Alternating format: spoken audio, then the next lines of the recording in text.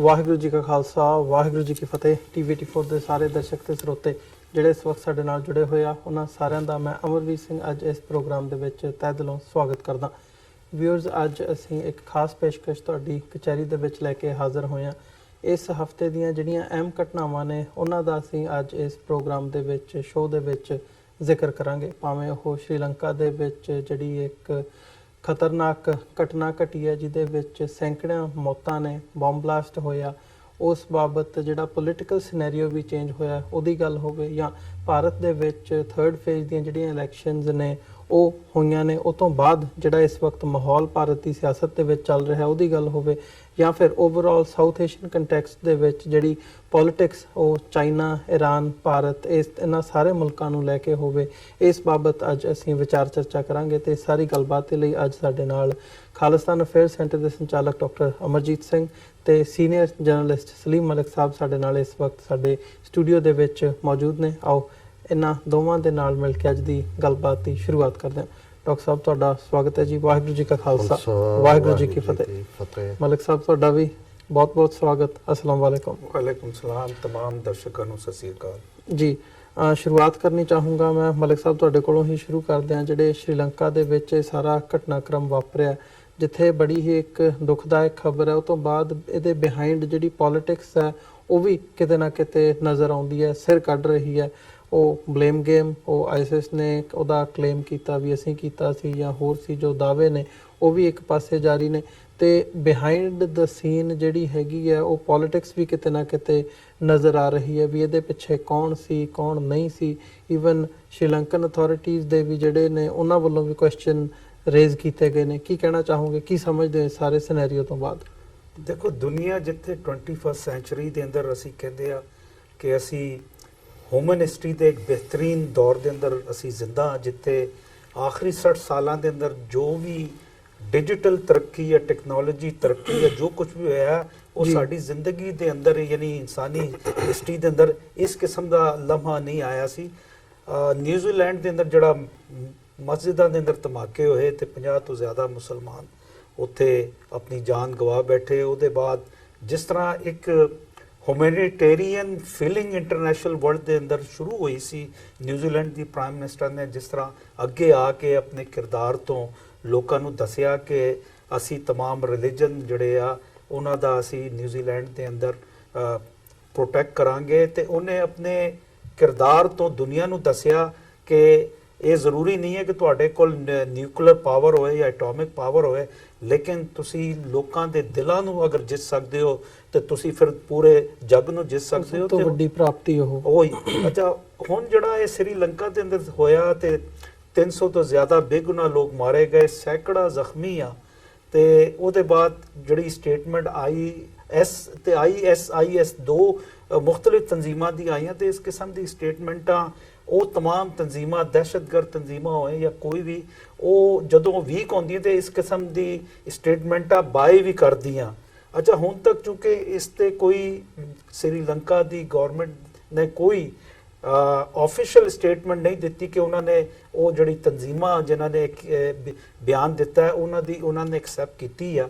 ਉਹ ਕੁਝ ਸਿਲਸਿਲੇ ਸ੍ਰੀਲੰਕਾ ਦੀ ਜਿਹੜੀ ਪਬਲਿਕ ਓਪੀਨੀਅਨ ਜਾਂ ਜਿਹੜੀ ਉੱਥੇ ਮੀਡੀਆ ਹੈ ਉਹ ਉਹਨਾਂ ਦਾ, ਯਾਨੀ ਭਾਰਤ ਦੀ ਤਰਫ ਵੀ ਸੀ ਕਿ ਇਹਦੇ ਪਿੱਛੇ ਰਾਹ ਦੀ ਵੀ ਕੋਈ ਮਨਜ਼ੂਰੀ ਜਾਂ ਗੱਠ ਜੋੜ ਹੈ। ਬਹਰਹਾਲ ਇਹ ਸਿਲਸਿਲਾ ਇਸੇ ਤਰ੍ਹਾਂ ਚੱਲ ਰਿਹਾ ਸੀ, ਲੇਕਿਨ ਹੁਣ ਚੂੰਕਿ ਇੱਕ ਮਾਹੌਲ ਨਿਊਜ਼ੀਲੈਂਡ ਦੇ ਬਾਅਦ ਵਰਲਡ ਦੇ ਅੰਦਰ ਇੱਕ ਬੜਾ ਯਾਨੀ ਹਿਊਮੈਨਿਟੇਰੀਅਨ ਇੰਟਰਫੇਥ ਕਮਿਊਨਿਟੀ ਮਾਹੌਲ ਬਣਿਆ ਸੀ।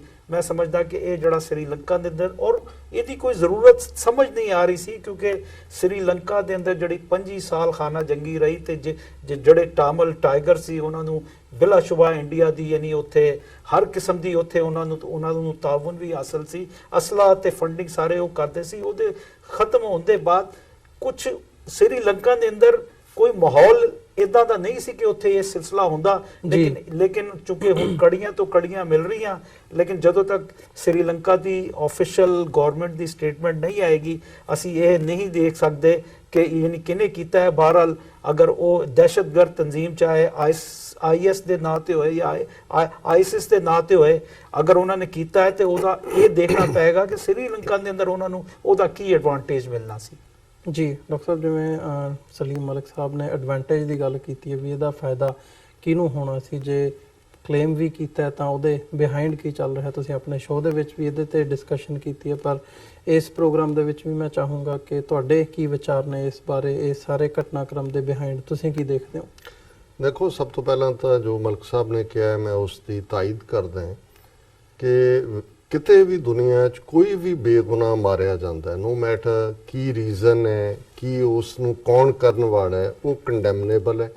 ਔਰ ਇਸ ਕਿਸਮ ਦੀ ਮੌਤ ਜਦੋਂ ਕਿਸੇ ਮਜ਼ਹਬੀ ਥਾਂ ਦੇ ਉੱਤੇ ਹੁੰਦੀ ਹੈ, ਔਰ ਮੈਂ ਜੇ ਪਿਛਲੇ 4 ਦਹਾਕਿਆਂ ਦੀ ਗੱਲ ਕਰਾਂ ਕਿ ਸਭ ਤੋਂ ਪਹਿਲਾਂ, ਕਿਉਂਕਿ ਜਦੋਂ ਵੀ ਕਿਤੇ ਕੁਝ ਵਾਪਰਦਾ, ਇੱਕ ਸਿੱਖ ਹੋਣ ਦੇ ਨਾਤੇ ਅਸੀਂ ਜਦੋਂ ਜ਼ਖਮ ਆਪਣੇ ਪਿੰਡੇ ਤੇ ਹੰਡਾਏ ਹੋਏ ਨੇ, ਇੱਕਦਮ ਉਹਨਾਂ ਜ਼ਖਮਾਂ ਦੇ ਵਿੱਚ ਵੀ ਚੀਜ਼ ਹੁੰਦੀ ਹੈ ਤੇ ਅਸੀਂ ਮਹਿਸੂਸ ਕਰ ਸਕਦੇ ਹਾਂ।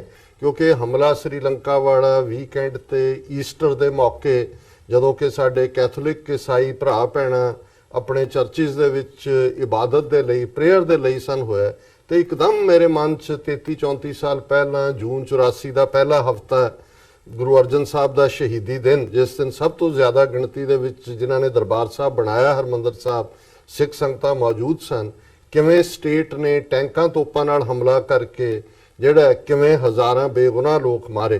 ਸੋ ਮੈਂ ਸਮਝਦਾ ਹਾਂ ਵੀ ਜਿਵੇਂ ਨਿਊਜ਼ੀਲੈਂਡ ਦਾ ਚਰਚ ਸਿਟੀ ਦਾ ਜ਼ਿਕਰ ਹੁੰਦਾ ਹੈ, ਕ੍ਰਾਈਸਟ ਸਿਟੀ ਹੈ ਸ਼ਾਇਦ, ਜਿੱਥੇ 2 ਮਸੀਤਾਂ ਤੇ ਹਮਲਾ ਹੋਇਆ ਸੀ, ਉਸ ਨੇ ਜਿੱਥੇ ਇੱਕ ਇਹ ਬੜਾ ਕੰਡੈਮਨੇਬਲ ਔਰ ਦੁਖਦਾਈ ਐਕਟ ਸੀ, ਪਰ ਉਹਦਾ ਹਿਊਮੈਨਿਟੇਰੀਅਨ ਪੱਖ ਵੀ ਉੱਭਰਿਆ, ਜਿਵੇਂ ਨਿਊਜ਼ੀਲੈਂਡ ਦੀ ਪ੍ਰਾਈਮ ਮਿਨਿਸਟਰ ਇੱਕ ਆਈਕੋਨਿਕ ਫਿਗਰ ਬਣੀ ਦੁਨੀਆ ਭਰ 'ਚ, ਸਿਰਫ ਮੁਸਲਮਾਨਾਂ ਲਈ ਨਹੀਂ, ਹਰ ਇੱਕ ਦੇ ਲਈ ਵੀ ਇਹ ਹੈ ਇਨਸਾਨੀਅਤ। ਹੁਣ ਜਦੋਂ ਤੁਸੀਂ ਸ੍ਰੀਲੰਕਾ ਵੱਲ ਦੇਖਦੇ ਹੋ, ਸ੍ਰੀਲੰਕਾ ਦੀ ਇੰਨੀ ਟਰਬਲਡ ਹਿਸਟਰੀ ਹੈ, ਔਰ ਜੇ ਅਸੀਂ ਪਹਿਲਾਂ ਜੇ ਅੱਜ ਦੇ ਕੰਟੈਕਸਟ ਦੇਖੀਏ ਕਿ ਵੀ ਔਰ ਜ਼ਾਹਰ ਹੈ ਇੱਥੇ ਜਦੋਂ ਕਿਸੇ ਦਾ ਕੋਈ ਮਰਡਰ ਹੁੰਦਾ ਹੈ ਅਨਨੈਚੁਰਲ, ਤਾਂ ਇੰਸ਼ੋਰੈਂਸ ਵਾਲੇ ਪਹਿਲਾਂ ਦੇਖਦੇ ਨੇ ਕਿ ਜਿਹਦਾ ਫਾਇਦਾ ਕਿਹਨੂੰ ਹੋਣਾ ਸੀ, ਔਰ ਉਹ ਪਹਿਲਾਂ ਸਸਪੈਕਟ ਹੁੰਦਾ, ਭਾਵੇਂ ਉਹ ਨੋ ਮੈਟਰ ਹਸਬੈਂਡ ਵਾਈਫ ਦੇ ਵਿੱਚ ਹੀ ਇੱਕ ਪਾਰਟਨਰ ਹੋਵੇ, ਉਹ ਸਸਪੈਕਟ ਹੁੰਦਾ। ਇਸੇ ਤਰ੍ਹਾਂ ਜੇ ਅਸੀਂ ਦੇਖੀਏ, ਮੈਂ ਇਸ ਤੋਂ ਪਹਿਲਾਂ ਕਿ ਇਸ ਦੇ ਬਿਹਾਈਂਡ ਕੌਣ ਹੋ ਸਕਦਾ ਇਹਦੇ ਵੱਲ ਜਾਣ ਤੋਂ ਪਹਿਲਾਂ ਇੱਕ ਬਰੀਫ ਸਿਨੈਰੀਓ ਦੇਣਾ ਚਾਹੁੰਦਾ। ਇਕਨੋਮਿਕਲ ਕੋਰੀਡੋਰ ਚਾਈਨਾ ਦਾ, ਅਮਰੀਕਾ ਦੀ ਚਾਈਨਾ ਨਾਲ ਚੱਲ ਰਹੀ ਇਸ ਵੇਲੇ ਜਿਹੜੀ ਟ੍ਰੇਡ ਵਾਰ ਹੈ, ਜਿਹਦੇ 'ਚ ਸੈਂਕਸ਼ਨਸ ਦੀ ਗੱਲ ਔਰ ਜਿਹੜੀ ਸਰਪਲਸ ਘਟਾਉਣ ਦੀ ਗੱਲ, ਜੀ ਈਰਾਨ ਫੈਕਟਰ, ਅਮਰੀਕਾ ਦਾ ਈਰਾਨ ਦੀ ਧੌਣ ਤੇ ਰੱਖਿਆ ਗੋਡਾ ਕਿ ਵੀ ਇਹ ਜਿਹੜਾ ਇਜ਼ਰਾਈਲ ਦੀਆਂ ਟਰਮਸ ਮੰਨੋ, ਅਦਰਵਾਈਜ਼ ਬਾਕੀ ਦੇਸ਼ਾਂ ਦੀ 7 ਦੇਸ਼ਾਂ ਨੂੰ ਜਿਹੜੇ ਫਰੈਂਡਲੀ ਨੇਸ਼ਨਸ ਨੇ ਉਹਨਾਂ ਦੇ, ਜਿਨ੍ਹਾਂ ਦੇ ਵਿੱਚ ਸਾਊਥ ਕੋਰੀਆ ਵੀ ਹੈ, ਜਾਪਾਨ ਵੀ ਹੈ, ਟਰਕੀ ਵੀ ਹੈ, ਚਾਈਨਾ ਵੀ ਹੈ, ਇੰਡੀਆ ਵੀ ਹੈ, ਕਿ ਜੀ ਬੰਦ ਕਰੋ, 2 ਮਈ ਦੀ ਡੇਟ ਦੇਣਾ ਇਹਨਾਂ ਨੂੰ ਕਿ ਵੀ ਇਸ ਤੋਂ ਬਾਅਦ ਈਰਾਨ ਤੋਂ ਕੋਈ ਨਾ ਲਓ। ਔਰ ਇੰਡੀਆ ਜਿਹੜਾ ਹੈ ਉਹ 3rd ਜਿਹੜਾ ਹੈ ਉਹ ਇਹਨਾਂ ਤੋਂ ਬਾਅਦ ਇਰਾਕ ਔਰ ਸਾਊਦੀ ਅਰੇਬੀਆ ਤੋਂ ਬਾਅਦ ਈਰਾਨ ਤੀਸਰਾ ਉਹਦਾ ਆਇਲ ਸਪਲਾਈ। ਇਲੈਕਸ਼ਨ ਸਿਨੈਰੀਓ, ਜਦੋਂ ਇੰਡੀਆ ਦੇ ਵਿੱਚ ਨਾਰਥ ਦੇ ਵਿੱਚ ਬੇਸ਼ੱਕ ਅੰਡਰਕਰੰਟ ਮੋਦੀ ਵੇਵ ਦੇ ਥੱਲੇ ਹੈ, ਭਾਵੇਂ ਕੋਈ ਵੇਵ ਨਹੀਂ ਹੈ, ਪਰ ਸਾਊਥ ਦੇ ਵਿੱਚ ਤਮਿਲਨਾਡੂ 2% ਤੋਂ ਵੀ ਘੱਟ ਉਹਦਾ ਅਪਰੂਵਲ ਰੇਟਿੰਗ, ਤੇਲੰਗਾਨਾ, ਆਂਧਰਾ, ਕੇਰਲਾ ਜਿੱਥੇ ਕੋਈ ਇਸਲਾਮਿਕ ਟੈਰਰਿਜ਼ਮ ਦਾ ਸੌਦਾ ਜਾਂ ਕਸ਼ਮੀਰ ਜਾਂ ਪਾਕਿਸਤਾਨ ਦੇ ਖਿਲਾਫ ਨਫ਼ਰਤ ਵਿਕਦੀ ਨਹੀਂ। ਐਨ ਉਸ ਮੌਕੇ ਦੇ ਉੱਤੇ ਸ੍ਰੀਲੰਕਾ 'ਚ ਹੋਣਾ ਜਿੱਥੇ ਕਿ ਤਮਿਲ ਮੂਲ ਦੇ, ਕਿਉਂਕਿ ਸਿਹਾਲੀਜ਼ ਭਾਵੇਂ 70% ਨੇ ਸ੍ਰੀਲੰਕਾ ਦੀ ਆਬਾਦੀ ਦਾ, ਪਰ ਦੂਸਰੀ ਵੱਡੀ ਮਾਈਨੋਰਿਟੀ ਜਿਹੜੀ ਆ ਉੱਥੇ ਹਿੰਦੂ ਨੇ, ਤਾਮਿਲ ਹਿੰਦੂ 12.5-13% ਨੇ। ਸੋ ਉਹ ਵੀ ਸਾਊਥ ਦੇ ਵਿੱਚ ਜਿਹੜਾ ਇਸਲਾਮਿਕ ਟੈਰਰਿਜ਼ਮ ਸੋ ਕਾਲਡ ਦਾ ਹੋਇਆ ਇਹਨਾਂ ਨੇ ਖੜਾ ਕੀਤਾ, ਉਹਦਾ ਸਾਊਥ ਦੇ ਵਿੱਚ ਵੇਚਣ ਦਾ ਵੀ ਥਾਂ। ਔਰ ਉਦੋਂ ਬੇਸ਼ੱਕ ਅਜੇ ਤੱਕ ਵੀ ਕੋਈ ਅਫੀਸ਼ੀਅਲ ਸਟੇਟਮੈਂਟ ਨਹੀਂ ਆਈ, ਪਰ ਤੁਸੀਂ ਦੇਖਦੇ ਹੋ ਕਿ ਜਦੋਂ ਲੋਕ ਲਾਸ਼ਾਂ ਅਜੇ ਪਛਾਣ ਵੀ ਨਹੀਂ ਸੀ ਰਹੇ, ਉਹਨਾਂ ਦੇ ਤੱਕ ਪਹੁੰਚ ਵੀ ਨਹੀਂ ਸੀ, ਤੇ ਮੋਦੀ ਐਂਡ ਕੰਪਨੀ ਆਪਣੀਆਂ ਇਲੈਕਸ਼ਨ ਰੈਲੀਆਂ 'ਚ ਇਹਨੂੰ ਜਿਹੜਾ ਹੈ ਉਹ ਪਾਕਿਸਤਾਨ ਨਾਲ ਜੋੜ ਕੇ, ISI ਨਾਲ ਜੋੜ ਕੇ, ਇਸਲਾਮਿਕ ਟੈਰਰਿਜ਼ਮ ਨਾਲ ਜੋੜ ਕੇ ਆਪਣਾ ਸੌਦਾ ਵੇਚ ਰਹੇ ਸੀ। ਫਿਰ ਇੱਕ ਸਟੇਟਮੈਂਟ ਜਿਹੜੀ ਕਿ ਕਿਉਂਕਿ ਬਹੁਤਿਆਂ ਦੀ ਯਾਦਾਸ਼ਤ ਕਮਜ਼ੋਰ ਹੁੰਦੀ ਹੈ, ਮੈਂ ਦੱਸ ਦਿਆਂ, ਅਕਤੂਬਰ 2018 'ਚ ਸ੍ਰੀਲੰਕਾ ਦੇ ਸਿਟਿੰਗ ਪ੍ਰੈਜ਼ੀਡੈਂਟ ਨੇ ਇਹ ਸਟੇਟਮੈਂਟ ਦਿੱਤੀ ਸੀ, ਜਿਹਨੂੰ ਸਭ ਤੋਂ ਪ੍ਰੋਮੀਨੈਂਟਲੀ ਦਾ ਹਿੰਦੂ ਅਖਬਾਰ ਨੇ ਛਾਪਿਆ ਸੀ ਕਿ ਰਾ ਮੇਰੀ ਅਸੈਸੀਨੇਸ਼ਨ ਕਰਨਾ ਚਾਹੁੰਦੀ ਹੈ। ਹੁਣ ਜ਼ਾਹਰ ਹੈ ਕਿ ਵਿਦਨ ਸ੍ਰੀਲੰਕਾ ਵੀ ਜਿਹੜਾ ਰਾਜਸਾ ਪਾਕੇ, ਉਹਨਾਂ ਦੇ ਨਾਂ ਥੋੜੇ ਜਿਹੇ ਪ੍ਰੋਨਾਉਂਸ ਕਰਨੇ ਔਖੇ ਨੇ, ਔਰ ਇਹਨਾਂ ਦਾ ਵੀ ਕ੍ਰਾਈਸਿਸ ਚੱਲ ਰਿਹਾ ਸੀ। ਰਾ ਦੀ ਬੜੀ ਜ਼ਬਰਦਸਤ ਇੰਟਰਫੇਰੈਂਸ, ਕਿਉਂਕਿ ਆਲਰੇਡੀ ਨੇਪਾਲ ਉਹਨਾਂ ਦੇ ਆਰਬਿਟ ਚੋਂ ਨਿਕਲ ਗਿਆ, ਚੀਨ ਦੇ ਆਰਬਿਟ 'ਚ ਚਲਾ ਗਿਆ, ਭੂਟਾਨ ਜਿਹੜਾ ਹੈ ਉਹ ਵੀ ਖੰਭ ਮਾਰ ਰਿਹਾ ਉੱਡਣ ਲਈ। ਔਰ ਬੰਗਲਾਦੇਸ਼ ਔਰ ਸ੍ਰੀਲੰਕਾ ਦੋ ਐਸੇ ਮੁਲਕ ਨੇ ਜਿਨ੍ਹਾਂ ਨੂੰ ਉਹ ਨਿਕਲਣ ਨਹੀਂ ਦੇਣਾ ਚਾਹੁੰਦੇ, ਔਰ ਦੋਨਾਂ ਥਾਵਾਂ ਤੇ ਹੋਈਆਂ ਇਲੈਕਸ਼ਨਾਂ 'ਚ ਰਾਹ ਨੇ ਇੰਟਰਫੀਰੈਂਸ ਕੀਤੀ ਹੈ। ਫਿਰ ਸ੍ਰੀਲੰਕਾ ਦੇ ਮਾਮਲੇ 'ਚ ਇੱਕ ਹੋਰ ਵੀ ਗੱਲ ਦੇਖਣ ਵਾਲੀ ਹੈ ਕਿ ਸ੍ਰੀਲੰਕਾ ਪਾਕਿਸਤਾਨ ਫਰੈਂਡਲੀ ਹੈ। ਅੱਜ ਵੀ ਉਹਨਾਂ ਦੇ ਕੀ ਜਿਹੜੀ ਆਰਮੀ ਇਨਫੈਂਟਰੀ ਔਰ ਦੂਜਿਆਂ ਦੇ ਉਹਨਾਂ ਦੇ ਕੈਡਿਟਸ ਨੇ ਉਹ ਟ੍ਰੇਨਡ ਹੁੰਦੇ ਨੇ ਪਾਕਿਸਤਾਨ ਦੀ ਕਾਕੁਲ ਔਰ ਦੂਸਰੀਆਂ ਫੈਸਿਲਿਟੀਜ਼। ਜਦੋਂ ਪਾਕਿਸਤਾਨ ਨੂੰ ਦੁਨੀਆ 'ਚ ਘੇਰਨ ਦੇ ਲਈ ਇੰਡੀਆ ਨੇ ਪੂਰਾ ਟਿੱਲ ਲਾਇਆ, ਕੋਈ ਇਹਨਾਂ ਨਾਲ ਮੈਚ ਨਾ ਖੇਡੇ, ਸ੍ਰੀਲੰਕਾ ਦੀ ਟੀਮ ਆਈ ਔਰ ਉਦੋਂ ਲਾਹੌਰ 'ਚ ਅਟੈਕ ਹੋਇਆ ਉਹਨਾਂ ਦੇ ਉੱਤੇ।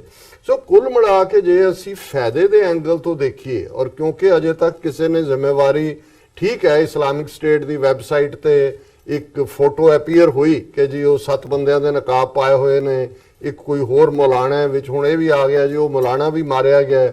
ਫਿਰ ਆਇਆ ਜੀ ਬੰਦੇ ਪਹਿਲਾਂ ਤਾਂ 400 ਤੱਕ ਪਹੁੰਚ ਗਏ ਸੀ, ਮਰੇ ਕਾਲੇ ਨਹੀਂ, ਉਹ ਗਿਣਤੀ 'ਚ ਗਲਤੀ ਹੋਈ, 100 ਘੱਟ ਹੈ।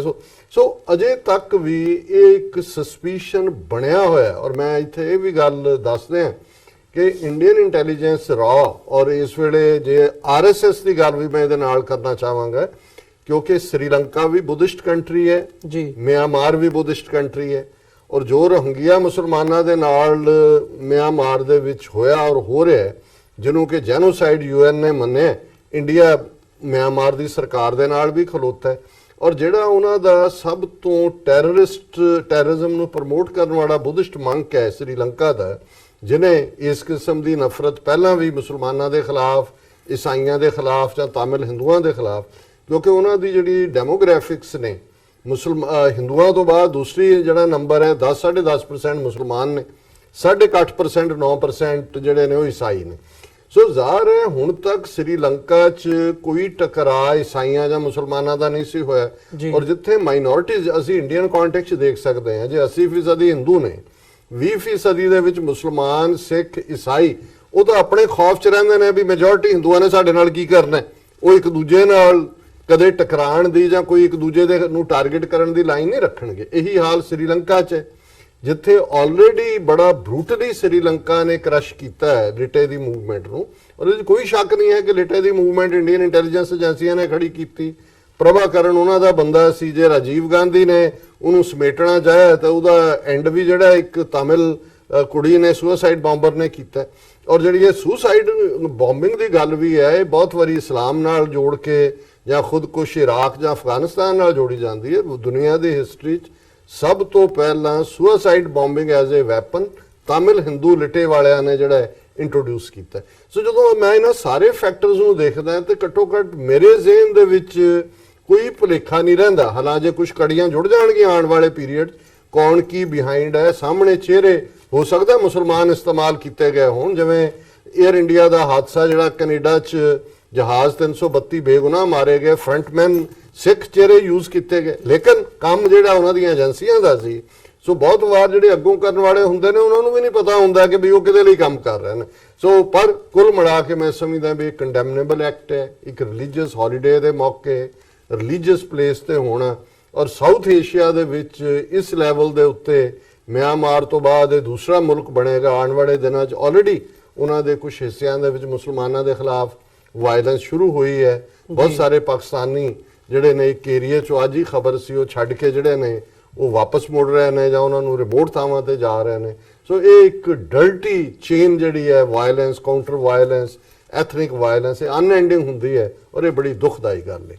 ਜੀ ਬਿਲਕੁਲ, ਜਿਵੇਂ ਤੁਸੀਂ ਮੈਂਸ਼ਨ ਕੀਤਾ, ਬੜਾ ਹੀ ਇੱਕ ਮਾਈਗ੍ਰੇਸ਼ਨ ਵਾਲਾ ਵੀ ਜਿਹੜਾ ਪਾਰਟ ਹੁੰਦਾ, ਡਰ ਕੇ ਆਪਣੇ ਘਰ ਛੱਡ ਕੇ ਜਾਣਾ, ਇਹ ਉਹਦੇ ਤੋਂ ਬਾਅਦ ਜਿੱਥੇ ਤਾਂ ਮਰੇ ਉਹ ਵੀ ਉਹ ਹੋਇਆ। ਪਰ ਇੱਕ ਗਵਰਨਮੈਂਟ ਦਾ ਜਿਹੜਾ ਉਹ ਕਰਦੇ ਆ, ਅਸੀਂ ਇਹ ਸਾਰੇ ਪਾਰਟ ਨੂੰ ਦੇਖਦੇ ਹਾਂ ਤੇ ਗਵਰਨਮੈਂਟ ਆਉਣ ਵਾਲੇ ਸਮੇਂ 'ਚ ਕੀ ਰੁਖ ਲੈਂਦੀ ਹੈ, ਉਹਦੇ ਨਾਲ ਕਿਹੜੀਆਂ ਕੜੀਆਂ ਹੋਰ ਜੁੜਦੀਆਂ ਨੇ, ਇਹ ਦੇਖਣ ਵਾਲੀ ਗੱਲ ਹੋਵੇਗੀ।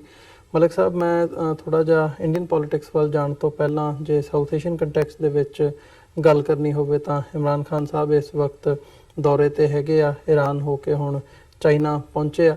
ਸੋ ਜਿਹੜਾ ਇਹ ਦੌਰਾ ਹੈ ਉਹਨਾਂ ਦਾ, ਇਹ ਸਾਊਥ ਏਸ਼ੀਅਨ ਕੰਟੈਕਸਟ ਦੇ ਵਿੱਚ ਤੁਸੀਂ ਇਹਨੂੰ ਕਿਵੇਂ ਦੇਖਦੇ ਹੋ, ਜਿੱਥੇ CPEC ਦੀ ਗੱਲ ਹੁੰਦੀ ਹੈ ਜਾਂ ਅਦਰਵਾਈਜ਼ ਜਿਹੜਾ ਸਾਰਾ ਪਾਰਟ ਹੈ?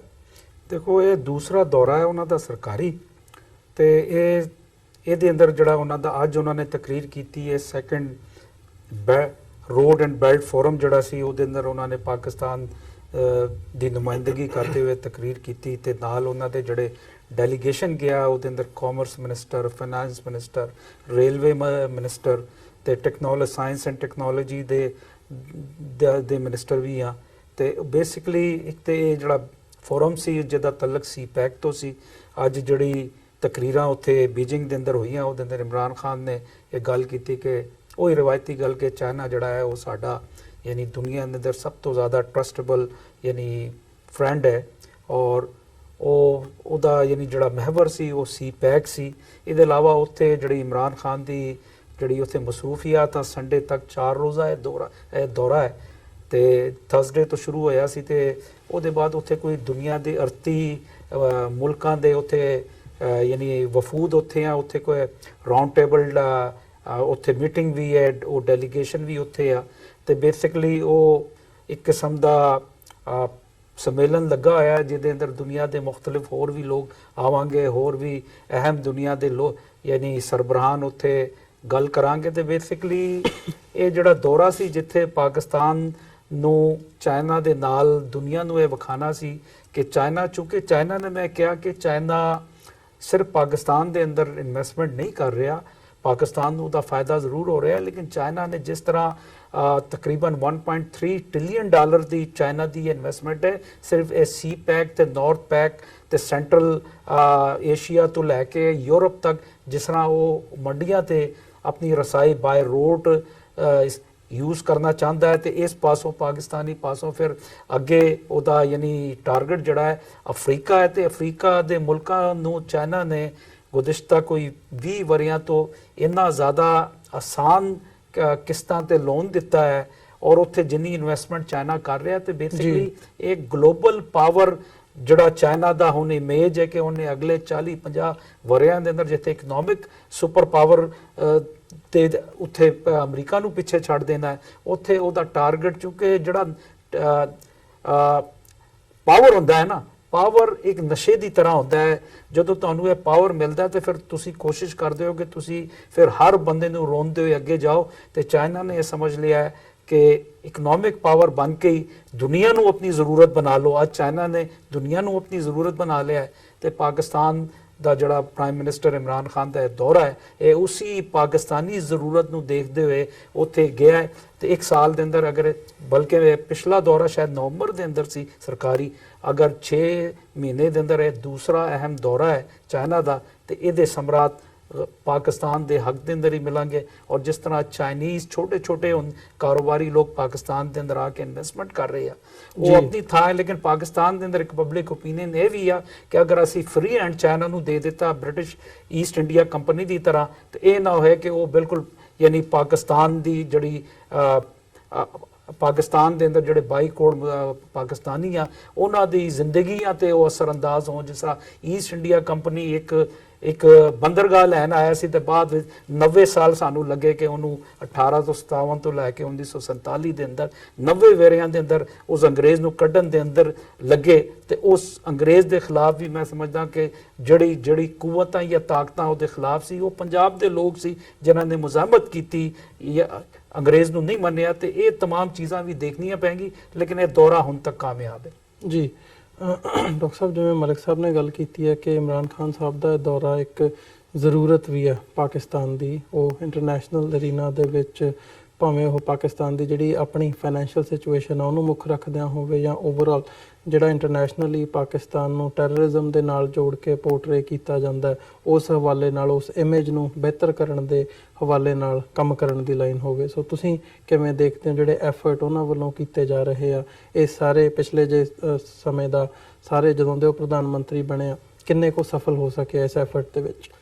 ਦੇਖੋ ਜੇ ਪਾਕਿਸਤਾਨ ਦਾ 72 ਸਾਲ ਦਾ ਇਤਿਹਾਸ ਦੇਖਣਾ ਹੋਏ ਤੇ ਕੋਲਡ ਵਾਰ ਈਰਾ ਦੇ ਵਿੱਚ ਪਾਕਿਸਤਾਨ ਫੁੱਲੀ ਅਮਰੀਕਾ ਦੇ ਆਰਬਿਟ 'ਚ ਸੀ ਔਰ ਭਾਰਤ ਜਿਹੜਾ ਉਹ ਸੋਵੀਅਤ ਯੂਨੀਅਨ ਦੇ ਆਰਬਿਟ 'ਚ ਸੀ। ਸੋ ਉਦੋਂ ਪਾਕਿਸਤਾਨ ਨੂੰ ਕੋਈ ਇੰਟਰਨੈਸ਼ਨਲ ਸੈਂਕਸ਼ਨਸ ਜਾਂ ਦੂਸਰਿਆਂ ਤੀਸਰਿਆਂ ਦੀ ਪਰਵਾਹ ਨਹੀਂ ਸੀ ਕਿਉਂਕਿ ਕਿਸੇ ਵੀ ਮੁੱਦੇ ਦੇ ਉੱਤੇ ਔਰ ਪਾਕਿਸਤਾਨ ਦੀ ਇਕਨੋਮਿਕਲ ਸਿਚੁਏਸ਼ਨ ਵੀ ਬੜੀ ਸਟਰੋਂਗ ਸੀ ਉਸ ਪੀਰੀਅਡ ਦੇ ਵਿੱਚ। ਈਵਨ ਸਾਊਥ ਕੋਰੀਆ ਨੂੰ ਲੋਨ ਵੀ ਪਾਕਿਸਤਾਨ ਨੇ ਦਿੱਤਾ ਔਰ ਪਾਕਿਸਤਾਨ ਪ੍ਰੋਗਰੈਸਿੰਗ ਸੀ। ਸੋ ਮੈਂ ਸਮਝਦਾ ਵੀ ਪਾਕਿਸਤਾਨ ਦਾ ਜਿਹੜਾ ਔਰ ਚਾਈਨਾ ਦੇ ਨਾਲ ਜਿਹੜੀ ਬੜੀ ਚੰਗੀ ਲਾਈਨ ਮੈਂ ਸਮਝਦਾ ਹਾਂ ਵੀ ਕਾਇਦੇ ਆਜ਼ਮ ਦੇ ਜ਼ਮਾਨੇ ਤੋਂ ਪਾਕਿਸਤਾਨ ਦੇ ਨੀਤੀ ਘਾੜਿਆਂ ਨੇ ਲਈ। ਇਹਦੇ ਬਾਵਜੂਦ ਕਿ ਜਿਹੜਾ ਪਾਕਿਸਤਾਨ ਦਾ ਜਿਹੜਾ ਚਾਈਨਾ ਦਾ ਸਿੰਕਿਆਂਗ ਪ੍ਰੋਵਿੰਸ ਹੈ ਉਹਦੇ ਚ ਮੁਸਲਮਾਨਾਂ ਦੀ ਹਾਲਤ ਬਹੁਤ ਬਦਤਰ ਹੈ। ਉਹਨਾਂ ਨੇ ਆਪਣੇ ਕੈਂਪ ਬਣਾਏ ਹੋਏ ਨੇ ਬ੍ਰੇਨ ਵਾਸ਼ਿੰਗ ਦੇ, ਉਹਨਾਂ ਨੂੰ ਜਿਹੜਾ ਬਹੁਤ ਬੁਰੇ ਹਾਲਾਤ ਚੋਂ ਗੁਜ਼ਾਰਿਆ ਜਾ ਰਿਹਾ। ਔਰ ਇਹ 48 ਤੋਂ ਬਾਅਦ ਹੀ ਸੀ, ਇਹ ਸਿਚੁਏਸ਼ਨ ਉਦੋਂ ਵੀ ਪਾਕਿਸਤਾਨ ਦੇ ਸਾਹਮਣੇ ਸੀ, ਪਰ ਉਹਨਾਂ ਨੇ ਆਪਣਾ ਨੈਸ਼ਨਲ ਇੰਟਰਸਟ ਦੇਖਦੇ ਆ ਕਿਹਾ ਵੀ 2 ਕਰੋੜ ਜਿਹੜੇ ਚੀਨ ਵਿਚਲੇ ਮੁਸਲਮਾਨ ਨੇ ਉਹਨਾਂ ਦੀ ਤੁਸੀਂ ਫਿਕਰ ਨਾ ਕਰੋ, ਚਾਈਨਾ ਦੇ ਨਾਲ ਹੀ ਸਾਡਾ ਫਿਊਚਰ ਸੇਫ ਔਰ ਸਿਕਿਉਰ ਹੋਏਗਾ। ਔਰ ਮੈਂ ਸਮਝਦਾ ਵੀ ਇਹ ਠੀਕ ਲਾਈਨ ਰਹੀ। ਨਤੀਜੇ ਦੇ ਤੌਰ ਤੇ ਚਾਈਨਾ ਐਜ਼ ਏ ਕਾਊਂਟਰਵੇਟ ਹੈ ਇੰਡੀਆ ਦੇ ਮਾਮਲੇ 'ਚ ਵੀ। ਔਰ ਜਦੋਂ ਹੁਣ ਰਸ਼ੀਆ ਜਾਂ ਅਮਰੀਕਾ ਵੀ ਹੌਸਟਾਈਲ ਹੋਇਆ ਹੈ ਪਾਕਿਸਤਾਨ ਪ੍ਰਤੀ, ਤੇ ਚਾਈਨਾ ਨੇ ਹੀ ਪਾਕਿਸਤਾਨ ਨੂੰ ਸਿਕਿਉਰਿਟੀ ਕੌਂਸਲ ਹੋਏ, ਇੰਟਰਨੈਸ਼ਨਲ ਫੋਰਮ ਹੋਣ, ਉਹਨਾਂ ਦੇ ਵਿੱਚ ਜਿਹੜਾ ਉਹ ਡਿਫੈਂਡ ਕੀਤਾ ਆਲਵੇਜ਼। ਔਰ ਇਸੇ ਲਈ ਜਦੋਂ ਇਹ जुमला दोहराया जाता है कि जी दोस्ती हिमालय से ऊंची समुंदर से गहरी, तो ये गल जी है वो गलत नहीं है। फिर असी देखते हैं दूसरा पार्ट जोड़ा पाकिस्तान का दुखांत 1979 तो शुरू होंगे। एक पासे ईरान दे विच रेवोल्यूशन के नाम थले तब्दीली होंदी है शाह ऑफ ईरान तो, दूसरा इधर सोवियत यूनियन अफगानिस्तान जाके वड़ जाता है, अमरीका पाकिस्तान जाके बह जाता है। और वो जी प्रॉक्सी वॉर उस कोल्ड वॉर ईरा दे ना 2 एलाइज सी पाकिस्तान उहदे च धिर बन जाता है। ਉਹਦਾ ਸਭ ਤੋਂ ਵੱਡਾ ਮੈਂ ਨੈਗੇਟਿਵਿਟੀ ਸਮਝਦਾ ਹਾਂ ਕਿ ਵੀ ਟੈਰਰਿਜ਼ਮ ਜਾਂ ਮਿਲੀਟੈਂਸੀ ਪਾਕਿਸਤਾਨ ਦੀਆਂ ਬਰੂਹਾਂ ਤੇ ਹੀ ਨਹੀਂ, ਪਾਕਿਸਤਾਨ ਦੇ ਅੰਦਰ ਆ ਜਾਂਦੀ ਹੈ, ਸ਼ਹਾਦਤਾਂ ਦਾ ਵੀ ਦੌਰ ਸ਼ੁਰੂ ਹੋ ਜਾਂਦਾ ਹੈ ਔਰ ਮਲਟੀਪਲ ਜਿਹੜੀਆਂ ਇੰਟਰਨੈਸ਼ਨਲ ਪਾਵਰਸ ਨੇ ਉਹਨਾਂ ਦੀ ਇੰਟਰਫੇਰੈਂਸ ਸ਼ੁਰੂ ਹੋ ਜਾਂਦੀ ਹੈ। ਹੁਣ ਇਸ ਦੌਰ ਤੋਂ ਬਾਅਦ ਅੱਜ ਜਿੱਥੇ ਆ ਕੇ ਪਾਕਿਸਤਾਨ 9/11 ਤੋਂ ਬਾਅਦ ਜਾਂ ਹੁਣ ਇਮਰਾਨ ਖਾਨ ਸਾਹਿਬ ਦੇ ਦੌਰ 'ਚ ਖੜੇ, ਇਮਰਾਨ ਖਾਨ ਸਾਹਿਬ ਨੇ ਆਪਣੀ ਓਥ ਟੇਕਿੰਗ ਤੋਂ ਬਾਅਦ ਪਹਿਲਾ ਦੌਰਾ ਸਾਊਦੀ ਅਰੇਬੀਆ ਦਾ ਕੀਤਾ। ਜ਼ਾਹਰ ਹੈ ਫਾਈਨੈਂਸ਼ੀਅਲ ਵੀ ਔਰ ਅਦਰਵਾਈਜ਼ ਵੀ ਮੱਕਾ ਮਦੀਨਾ ਇੱਕ ਮਜ਼ਹਬੀ ਸਾਂਝ ਵੀ ਹੈ। ਫਿਰ ਉਹਨਾਂ ਦਾ ਨਕਸ਼ੇ ਦੇ ਉੱਤੇ ਚਾਈਨਾ ਸੀ। ਸੋ ਹੁਣ ਜਿਹੜੀ ਕ੍ਰਾਈਸਿਸ ਹੈ, ਬੇਸ਼ੱਕ ਜਿਵੇਂ IMF ਵਰਗੀਆਂ ਜਿਹੜੀਆਂ ਲੋਨ ਦੇਣ ਵਾਲੀਆਂ ਨੇ ਇਹਨਾਂ ਨੇ ਪਾਕਿਸਤਾਨ ਦਾ ਸ਼ਿਕੰਜਾ ਕੱਸਿਆ ਹੋਇਆ ਔਰ ਈਵਨ ਨੈਗੋਸ਼ੀਏਸ਼ਨ ਕਿਸੇ ਕੰਢੇ ਨਹੀਂ ਲੱਗ ਰਹੀ, ਉਹਨਾਂ ਦੇ ਫਾਈਨੈਂਸ ਮਿਨਿਸਟਰ ਨੂੰ ਵੀ ਰਿਜ਼ਾਈਨ ਕਰਨਾ ਪਿਆ ਪਾਕਿਸਤਾਨ ਦੇ। ਲੇਕਿਨ ਜਿਹੜੀ ਇੱਕ ਸ਼ਰਤ ਅੜੀ ਹੋਈ ਹੈ ਜਿੰਨੀ ਮੈਨੂੰ ਸਮਝ ਆਇਆ, ਹਾਲਾਂ ਮੈਂ ਕੋਈ ਇਕਨੋਮਿਕਸ ਮੇਰਾ ਫੀਲਡ ਨਹੀਂ ਹੈ, ਉਹ ਇਹ ਹੈ ਕਿ IMF ਇਹ ਕਹਿ ਰਿਹਾ ਪਾਕਿਸਤਾਨ ਨੂੰ ਕਿ ਤੁਸੀਂ ਜਿਹੜਾ ਹੈ ਉਹ ਦੱਸੋ ਕਿ ਜਿਹੜਾ ਤੁਹਾਨੂੰ ਲੋਨ ਦਿੱਤਾ ਜਾਣਾ ਹੈ ਉਹਦੇ ਚੋਂ ਤੁਸੀਂ ਚਾਈਨਾ ਨੂੰ, ਜਿਹੜਾ ਚਾਈਨਾ ਪਾਕਿਸਤਾਨ ਇਕਨੋਮਿਕਲ ਕੋਰੀਡੋਰ ਹੈ, ਉਸ ਦੀ ਲੋਨ ਦੀ ਕਿਸ਼ਤ ਤੇ ਨਹੀਂ ਦੇਣੀ। ਹੁਣ ਇਹ ਜਿਹੜਾ ਕੰਸਰਨਿੰਗ ਮਲਕ ਸਾਹਿਬ ਨੇ ਵੀ ਜ਼ਾਹਰ ਕੀਤਾ ਹੈ ਔਰ ਪਾਕਿਸਤਾਨ ਦੇ ਇੱਕ ਜਿਹੜਾ ਜਾਗਰੂਕ ਹਿੱਸਾ ਹੈ ਉਹਨਾਂ ਦੇ ਵਿੱਚ ਹੈ ਕਿ ਔਰ ਸ੍ਰੀਲੰਕਾ ਦੀ ਜੋ ਅਸੀਂ ਗੱਲ ਕਰਕੇ ਹਟੇ ਹਾਂ, ਸ੍ਰੀਲੰਕਾ ਵੀ ਇੱਕ ਕਿਸਮ ਦਾ ਪ੍ਰੌਕਸੀ ਵਾਰ ਦਾ ਹਿੱਸਾ ਬਣ ਗਿਆ ਕਿਉਂਕਿ ਸ੍ਰੀਲੰਕਾ ਨੇ ਵੀ ਇੰਨਾ ਕੁ ਲੋਨ ਵਗੈਰਾ ਲਿਆ ਕਿ ਉਹਨਾਂ ਤੋਂ ਉਹਦੀ ਕਿਸ਼ਤ ਵੀ ਨਹੀਂ ਦਿੱਤੀ ਗਈ, ਇੱਕ ਪੋਰਟ ਵੀ ਹਵਾਲੇ ਕਰ ਦਿੱਤੀ ਔਰ ਹੁਣ ਸ੍ਰੀਲੰਕਾ ਜਿਹੜਾ ਹੈ ਉਹ ਫੁੱਟਬਾਲ ਬਣ ਗਿਆ ਬਿਟਵੀਨ ਚਾਈਨਾ ਐਂਡ ਇੰਡੀਆ ਇਨ ਸਮ ਵੇ। ਪਾਕਿਸਤਾਨ 'ਚ ਵੀ ਇੱਕ ਫੀਅਰ ਜ਼ਰੂਰ ਹੈ ਕਿ ਵੀ ਇਹ ਨਾ ਹੋਏ ਕਿ ਅਸੀਂ ਇੰਨਾ ਕੁ ਜਿਹੜਾ ਉਹ ਦਬਾਅ ਥੱਲੇ ਚਲੇ ਜਾਈਏ ਕਿ ਕੱਲ ਨੂੰ ਸਾਨੂੰ ਇੱਕ ਜਿਹੜਾ ਅਸੀਂ ਕਾਲੋਨੀ ਬਣ ਕੇ ਰਹਿ ਜਾਈਏ। ਔਰ ਇਮਰਾਨ ਖਾਨ ਮੈਂ ਸਮਝਦਾ ਉਹਨਾਂ ਦਾ ਇਕਨੋਮਿਕਸ ਸਬਜੈਕਟ ਵੀ ਸੀ ਉਹਨਾਂ ਦੀ ਲੰਡਨ ਸਟੱਡੀ ਵੇਲੇ ਔਰ ਉਹ ਸਮਝਦੇ ਨੇ ਚੰਗੀ ਤਰ੍ਹਾਂ। ਉਹਨਾਂ ਨੇ ਸ਼ੁਰੂ ਦੇ ਵਿੱਚ ਕੁਝ ਐਸੇ 1-2 ਪ੍ਰੋਜੈਕਟ ਜਿਹੜੇ ਉਸ ਚਾਈਨਾ ਪਾਕਿਸਤਾਨ ਇਕਨੋਮਿਕਲ ਕੋਰੀਡੋਰ ਦਾ ਹਿੱਸਾ ਸੀ ਔਰ ਉਹਨਾਂ ਨੂੰ ਲੱਗਦਾ ਸੀ ਵੀ ਕਿ ਪਾਕਿਸਤਾਨ ਦੇ ਇੰਟਰਸਟ ਤੋਂ ਖਰਚੀਲੇ ਨੇ, ਉਹਨਾਂ ਦੇ ਉੱਤੇ ਜਿਹੜਾ ਹੈ ਉਹ ਸਟੇਟਸ ਕੋ ਰੱਖਿਆ, ਉਹਨਾਂ ਨੂੰ ਅੱਗੇ ਨਹੀਂ ਵਧਾਇਆ।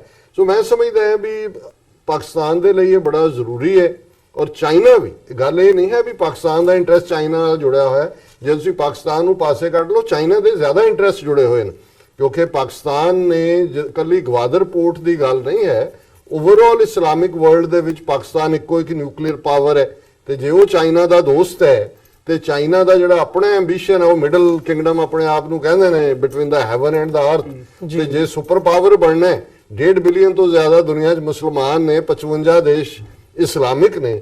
ਸੋ ਪਾਕਿਸਤਾਨ ਨੂੰ ਵਿਨ ਓਵਰ ਕਰਨ ਦੇ ਨਾਲ ਸਾਊਦੀ ਅਰੇਬੀਆ ਵੀ ਵਿਨ ਓਵਰ ਹੁੰਦਾ ਹੈ ਔਰ ਉਹ ਸਾਰੇ ਬਲਾਕ 'ਚ ਵੀ ਹੁੰਦੇ ਨੇ। ਔਰ ਚਾਈਨਾ ਨੇ ਆਪਣੇ ਤੌਰ ਤੇ ਈਰਾਨ ਨਾਲ, ਭਾਵੇਂ ਸਾਊਦੀ ਅਰੇਬੀਆ ਈਰਾਨ ਦਾ ਆਪਣਾ ਹਿਸਟੋਰੀਕਲ ਰੀਜ਼ਨਸ ਕਰਕੇ ਕੁਝ ਕਲੈਸ਼ ਨੇ, ਲੇਕਿਨ ਚਾਈਨਾ ਨੇ ਈਰਾਨ ਨੂੰ ਵੀ ਆਪਣੀ ਰਾਈਟ ਆਰਮ ਤੇ ਰੱਖਿਆ ਹੋਇਆ।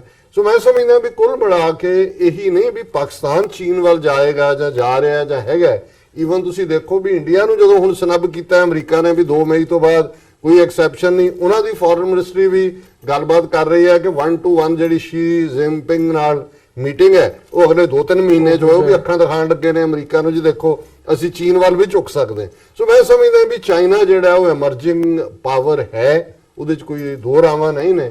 ਔਰ ਇਮਰਾਨ ਖਾਨ ਇਸ ਵੇਲੇ ਜਿਨ੍ਹਾਂ ਦੇ ਸਾਹਮਣੇ ਪ੍ਰਾਇੋਰਟੀਜ਼ ਬੜੀਆਂ ਕਲੀਅਰ ਨੇ, ਮੁਲਕ ਨੂੰ ਕਿਸੇ ਵੀ ਫਾਈਨੈਂਸ਼ੀਅਲ ਡਿਜ਼ਾਸਟਰ ਤੋਂ ਵੀ ਬਚਾਉਣਾ, but at the same time ਜਦੋਂ ਨਇਆ ਪਾਕਿਸਤਾਨ ਦੀ ਗੱਲ ਕਰਦੇ ਨੇ ਔਰ ਈਰਾਨ ਦੇ ਦੌਰੇ ਵੇਲੇ ਉਹਨਾਂ ਨੇ ਉਹਨੂੰ ਇਰਾਨੀਅਨ ਰੈਵੋਲੂਸ਼ਨ ਦੇ ਨਾਲ ਵੀ ਜਿਹੜੀ ਹੈ ਉਹ ਪੈਰਲਲ ਕੀਤਾ। ਪਤਾ ਨਹੀਂ ਕਿੰਨਾ ਕੁ ਜਾਇਜ਼ ਸੀ ਇਹ ਪੈਰਲਲ, ਕਿਉਂਕਿ ਅਮਰੀਕਾ ਵੀ ਵਾਚ ਕਰ ਰਿਹਾ ਵੀ ਕੀ ਹੋ ਰਿਹਾ, ਪਰ ਗੱਲ ਜ਼ਾਹਰ ਹੈ ਕਿ ਉਹ ਜਿਹੜੀ ਆਜ਼ਾਦੀ ਦਾ ਫਲ ਹੈ ਉਹ ਆਮ ਲੋਕਾਂ ਤੱਕ ਪਹੁੰਚਾਉਣਾ ਚਾਹੁੰਦੇ ਨੇ ਤਾਂ ਕਿ ਗੁਰਬਤ, ਬਿਮਾਰੀ, ਹੋਰ ਜਿਹੜੀਆਂ ਹੈਵ ਨਾਟ ਨੇ ਉਹਨਾਂ ਨੂੰ ਕੁਝ ਮਿਲੇ, ਔਰ ਉਹ ਫਾਈਨੈਂਸਿਸ ਨਾਲ ਹੀ ਜੁੜਿਆ ਹੋਇਆ। ਸੋ ਮੈਂ ਸਮਝਦਾ ਵੀ ਇਹ ਚਾਈਨਾ ਦੌਰਾ ਜਿੱਥੇ ਉਹਨਾਂ ਨੇ 4 ਦਿਨ ਰੁਕਣਾ ਹੈ, ਔਰ ਜਿਵੇਂ ਮਲਕ ਸਾਹਿਬ ਨੇ ਦੱਸਿਆ 25-30 ਦੇਸ਼ ਹੋਰ ਵੀ ਨੇ ਉਹਨਾਂ ਦੇ ਨੁਮਾਇੰਦੇ। ਸੋ ਕੁੱਲ ਮਿਲਾ ਕੇ ਪਾਕਿਸਤਾਨ ਦਾ ਸਟੇਟਸ ਜਿਓਗ੍ਰਾਫਿਕਲੀ, ਜਿਓਪੋਲਿਟਿਕਸ 'ਚ ਵੀ ਉਸ ਖਿੱਤੇ 'ਚ ਔਰ ਇੰਟਰਨੈਸ਼ਨਲੀ ਵੀ ਵੱਧ ਰਿਹਾ ਹੈ। ਔਰ ਮੈਨੂੰ ਕੋਈ ਹੈਰਾਨੀ ਨਹੀਂ ਹੋਏਗੀ ਕਿ ਆਉਣ ਵਾਲੇ ਦਿਨਾਂ ਦੇ ਵਿੱਚ ਇਮਰਾਨ ਖਾਨ ਸਾਹਿਬ ਦਾ ਈਵਨ ਅਮਰੀਕਨ ਦੌਰਾ ਵੀ ਔਰ ਅਮਰੀਕਨ ਸਮਿਟ ਵੀ ਔਨ ਦਾ ਕਾਰਡਸ ਹੋਏ। ਜੀ ਬਿਲਕੁਲ, ਸੋ ਜ਼ਰੂਰ ਮਲਿਕ ਸਾਹਿਬ, ਮੈਂ ਹੁਣ ਗੱਲ ਇੰਡੀਅਨ ਪੋਲਿਟਿਕਸ ਦੀ ਕਰੀਏ। 3rd ਫੇਜ਼ ਜਿਹੜਾ ਹੈਗਾ ਇਲੈਕਸ਼ਨ ਦਾ ਉਹ ਮੁਕੰਮਲ ਹੋ ਗਿਆ ਤੇ ਉਹਦੇ ਤੋਂ ਬਾਅਦ ਜਿਹੜੀ ਇਹ ਸਿਚੁਏਸ਼ਨ ਬਣੀ ਹੋਈ ਹੈ ਇਸ ਵਕਤ ਹਿੰਦੂਤਵਾ ਦਾ ਜਿਹੜਾ ਦੌਰਾ ਹੈ ਉਹ ਕਾਫੀ ਵੱਡੇ ਲੈਵਲ ਤੇ ਦੇਖਣ ਨੂੰ ਮਿਲ ਰਿਹਾ ਹੈ। ਈਵਨ ਨਰਿੰਦਰ ਮੋਦੀ ਵੱਲੋਂ ਪਾਕਿਸਤਾਨ ਦੇ ਖਿਲਾਫ ਇੱਥੋਂ ਤੱਕ ਕਹਿ ਦਿੱਤਾ ਗਿਆ ਕਿ ਅਸੀਂ ਜਿਹੜੇ ਨਿਊਕਲੀਅਰ ਹੈਗੇ ਆ ਉਹ ਐਵੇਂ ਨਹੀਂ ਰੱਖੇ ਹੈਗੇ। ਸੋ ਉਹਨਾਂ ਨੇ ਡਾਇਰੈਕਟਲੀ ਜਿਹੜੀ ਹੈ ਮੀਡੀਆ ਦੇ ਵਿੱਚ ਆ ਕੇ ਲੋਕਾਂ ਦੇ ਸਾਹਮਣੇ ਭਰੀ ਸਭਾ ਦੇ ਵਿੱਚ ਇਹ ਗੱਲ ਕਹਿਣਾ, ਮਤਲਬ ਕਿ ਪ੍ਰਧਾਨ ਮੰਤਰੀ ਦੇ ਜਿਹੜੇ ਇਹ ਲਫ਼ਜ਼ ਨੇ ਇਹ ਕਿੰਨੇ ਕੁ ਜਾਇਜ਼ ਨੇ ਜਿੱਥੇ ਤੱਕ ਉਹਨਾਂ ਦਾ ਅਹੁਦਾ ਹੈ, ਤੇ ਜਿਹੜਾ ਪਾਕਿਸਤਾਨ ਨੂੰ ਇਹ ਸਿੱਧਾ ਇੱਕ ਥ੍ਰੈਟ ਹੈ, ਇਸ ਬਾਰੇ ਕੀ ਕਹਿਣਾ ਚਾਹੋਗੇ? ਦੇਖੋ, ਜਿਹੜਾ ਤੀਸਰਾ ਮਰਹਲਾ ਸੀ, 5 ਮਰਹਲਿਆਂ ਤੋਂ ਤੀਸਰਾ ਮੁਕੰਮਲ ਹੋ ਗਿਆ। 543 ਜਿਹੜੀ ਲੋਕ ਸਭਾ ਦੀ ਸੀਟਾਂ ਸੀ ਉਹਦੇ ਵਿੱਚੋਂ 307 ਜਾਂ 8 ਜਿਹੜੀ ਆ ਉਹਨਾਂ ਤੇ ਲੌਕ ਲੱਗ ਗਿਆ ਹੈ। ਉਹਦਾ ਨਤੀਜਾ 23 ਮਈ ਅਸੀਂ ਦੇਖਾਂਗੇ। ਹੁਣ ਤਕਰੀਬਨ ਕੋਈ 240 ਦੇ ਕਰੀਬ ਸੀਟਾਂ, 2 ਸੈਸ਼ਨ ਰਹਿ ਗਏ ਆ ਜਿੱਥੇ ਵੋਟ ਪੈਣੇ ਆ, ਜਿਹਦੇ ਅੰਦਰ ਪੰਜਾਬ ਵੀ ਸ਼ਾਮਿਲ ਹੈ। ਤੇ ਹੁਣ 2014 ਦਾ ਜਿਹੜਾ ਇਹਨਾਂ ਨੇ ਮੰਜਨ ਤੇ ਚੂਰਨ ਵੇਚਿਆ ਸੀ ਹਿੰਦੂਵਤਾ ਦੇ ਨਾਂ ਤੇ, ਉਹ ਦੁਬਾਰਾ ਕੋਸ਼ਿਸ਼, ਕਿਉਂਕਿ ਇਹ 2014 ਦੀ ਜਿਹੜੀ ਵੇਵ ਸੀ ਹੁਣ ਉਹ ਨਜ਼ਰ ਨਹੀਂ ਆ ਰਹੀ। ਉਹ ਨਾ ਉਹ ਯੂਪੀ ਦੇ ਅੰਦਰ ਨਜ਼ਰ ਆ ਰਹੀ ਹੈ, ਨਾ ਬਿਹਾਰ ਦੇ ਅੰਦਰ, ਨਾ ਛੱਤੀਸਗੜ੍ਹ ਦੇ ਅੰਦਰ, ਨਾ ਮੱਧ ਪ੍ਰਦੇਸ਼ ਦੇ ਅੰਦਰ, ਰਾਜਸਥਾਨ ਦੇ ਅੰਦਰ। ਤੁਸੀਂ ਦੇਖ ਲਿਆ ਜਿਹੜੇ ਇਲੈਕਸ਼ਨ ਹੋਏ ਸੀ ਰਿਆਸਤੀ ਇਲੈਕਸ਼ਨ, ਉਹ ਕਾਂਗਰਸ ਲੈ ਗਈ। ਅੱਛਾ, ਹੁਣ ਬਾਕੀ ਜਿਹੜੀ ਦੂਸਰੀ ਰਿਆਸਤਾਂ ਉਹਦੇ ਅਗਰ ਤੁਸੀਂ ਦੇਖੋ, ਕੇਰਲਾ, ਕਰਨਾਟਕ, ਵੈਸਟ ਬੰਗਾਲ, ਆਂਧਰਾ ਪ੍ਰਦੇਸ਼, ਤੇਲੰਗਾਨਾ, ਉੱਥੇ ਤਕਰੀਬਨ ਸੀਟਾਂ ਅਗਰ ਮਿਲਾਓ ਤੇ 100-150 ਸੀਟਾਂ। ਉੱਥੇ ਜਿਹੜੀ ਛੋਟੀ ਜਮਾਤਾਂ, ਉੱਥੋਂ ਦੇ ਜਿਹੜੇ ਇਤਿਹਾਦ ਆ, ਉਹ ਜਿਸ ਤਰ੍ਹਾਂ ਚੰਦਰ ਬਾਬੂ ਨਾਇਡੂ ਆਂਧਰਾ ਪ੍ਰਦੇਸ਼ ਦੇ ਅੰਦਰ ਸਟਰੋਂਗ ਹੈ, TRS, ਤੇਲੰਗਾਨਾ ਜਿਹੜਾ ਨਵਾਂ ਸਟੇਟ ਬਣਿਆ ਸੀ ਉਹਦੇ ਅੰਦਰ BJP ਨੂੰ ਕੋਈ ਸੀਟ ਯਾਨੀ ਮਿਲਣ ਦੀ ਉਮੀਦ ਨਹੀਂ ਆ। ਉਹ ਜਿਹੜੇ ਛੋਟੇ, ਨਾਲੇ ਮਮਤਾ ਬੈਨਰਜੀ ਜਿਹੜੀ ਹੁਣ ਨਜ਼ਰ ਆ ਰਿਹਾ ਕਿ ਵੈਸਟ ਬੰਗਾਲ ਦੇ ਅੰਦਰ ਚੰਗੀ ਖਾਸੀ ਸੀਟਾਂ ਲੈ ਲੇਗੀ। ਇੱਥੇ ਵੀ ਅਖਿਲੇਸ਼ ਤੇ ਮਾਇਆਵਤੀ ਦਾ ਜਿਹੜਾ UP ਦੇ ਅੰਦਰ ਇਤਿਹਾਦ ਬਣਿਆ ਹੈ, ਉਹ ਇਸ ਵੇਲੇ ਪਿਛਲੇ ਹਫਤੇ ਤੱਕ ਤੇ 48 ਸੀਟਾਂ ਤੇ ਸੀ। ਹੁਣ ਲੱਗ ਰਿਹਾ ਹੈ ਕਿ ਉਹ ਇਹ ਨਾ ਹੋਏ ਕਿ ਉਹ ਬਹੁਤ ਕੁਝ ਬਹਾ ਕੇ ਲੈ ਜਾਏ, ਕਿਉਂਕਿ ਸਾਰਾ ਜਿਹੜਾ ਫੈਕਟਰ ਹੈ ਉਹਨਾਂ ਦੇ ਹੱਕ ਦੇ ਅੰਦਰ ਜਾ ਰਿਹਾ ਹੈ। ਤੇ ਹੁਣ ਹਿੰਦਵਤਾ ਦੇ ਇਲਾਵਾ ਉਹਨਾਂ ਕੋਲ ਵੇਚਣ ਵਾਸਤੇ ਕੁਝ ਨਹੀਂ ਆ। ਇਹ ਜਿਹੜੇ ਧਮਕੀਆਂ ਨਿਊਕਲੀਅਰ ਦੀ, ਇਹ ਸਿਰਫ ਉਹ ਜਿਹੜਾ ਇਹਨਾਂ ਨੇ ਵੇਵ ਸ਼ੁਰੂ ਕੀਤੀ ਸੀ ਉਹਦੇ ਵਾਸਤੇ, ਵੋਟਾਂ ਵਾਸਤੇ ਸਾਰੇ ਯਾਨੀ ਬੜਕਾ ਮਾਰਦੇ ਪਏ ਆ। ਉਹਦੇ ਤੁਸੀਂ ਦੇਖ ਲਿਆ ਕਿ ਅਕਸ਼ੇ ਕੁਮਾਰ ਨੂੰ ਬੁਲਾ ਕੇ ਕਹਿਣ ਲੱਗੇ ਜੀ ਇਹ ਨਾਨ ਪੋਲੀਟੀਕਲ ਇੰਟਰਵਿਊ ਹੈ, ਉਹਦੇ ਅੰਦਰ ਉਹਦੀ ਯਾਨੀ ਦੁਬਾਰਾ ਚਾਹੇ ਤੋਂ ਉਹਦੀ ਜ਼ਿੰਦਗੀ ਸ਼ੁਰੂ ਕੀਤੀ ਤੇ ਲਿਆ ਕੇ ਯਾਨੀ ਪਾਰਲੀਮੈਂਟ ਦੇ ਅੰਦਰ ਬਿਠਾਤਾ। ਤੇ ਇਹ तमाम ਚੀਜ਼ਾਂ ਬੇਸਿਕਲੀ ਕਿਉਂਕਿ ਪੈਸਾ ਬਹੁਤ ਇਹਨਾਂ ਨੇ ਲੁੱਟਿਆ ਹੈ, ਇਹਨਾਂ ਕੋਲ ਪੈਸਾ ਬਹੁਤ ਹੈ। ਜਿਹੜਾ ਵੱਡੇ ਅੰਬਾਨੀ ਤੇ ਟਾਟਾ ਤੇ ਬਿਰਲਾ, ਉਹ ਸਾਰਿਆਂ ਨੂੰ ਇਹਨਾਂ ਨੇ ਜ਼ਹਿਨੀ ਤੌਰ ਤੇ ਇਹ ਦੱਸ ਦਿੱਤਾ ਹੈ ਕਿ ਅਸੀਂ ਰਵਾਂਗੇ ਤੇ ਤੁਸੀਂ ਜਿਹੜਾ ਹਜ਼ਾਰਾਂ ਕਰੋੜ ਰੁਪਏ ਦੇ ਜਿਹੜੇ ਲੋਨ ਮਾਫ ਕੀਤੇ ਆ ਉਹ ਸਿਰਫ BJP ਦੀ ਛਤਰੀ ਦੇ ਥੱਲੇ ਹੀ ਤੁਸੀਂ ਰਹੋਗੇ। ਤੇ ਇਹ तमाम ਚੀਜ਼ਾਂ ਜਿਹੜੀਆਂ ਇਹ ਇੰਡੀਆ ਦੀ ਆਵਾਮ ਨੂੰ ਪਤਾ ਹੈ। ਲੇਕਿਨ ਮੈਂ ਇਹ ਸਮਝਦਾ ਕਿ ਜਿਹੜਾ ਇਲੈਕਸ਼ਨ BJP ਨੂੰ ਨਜ਼ਰ ਆ ਰਿਹਾ, ਜਿੱਥੇ ਮੈਨੂੰ ਲੱਗ ਰਿਹਾ ਕਿ ਜਿਹੜੀ ਛੋਟੀ ਜਿਹੜੀ ਰਿਆਸਤਾਂ ਦੀ ਮੈਂ ਗੱਲ ਕੀਤੀ ਹੈ, ਸਟੇਟਾਂ ਦੀ, ਉਹਨਾਂ ਦੀ ਸੀਟਾਂ ਤਕਰੀਬਨ ਕੋਈ ਜੋ 200 ਦੇ ਕਰੀਬ ਯਾਨੀ ਬਣਦੀਆਂ ਪਈਆਂ।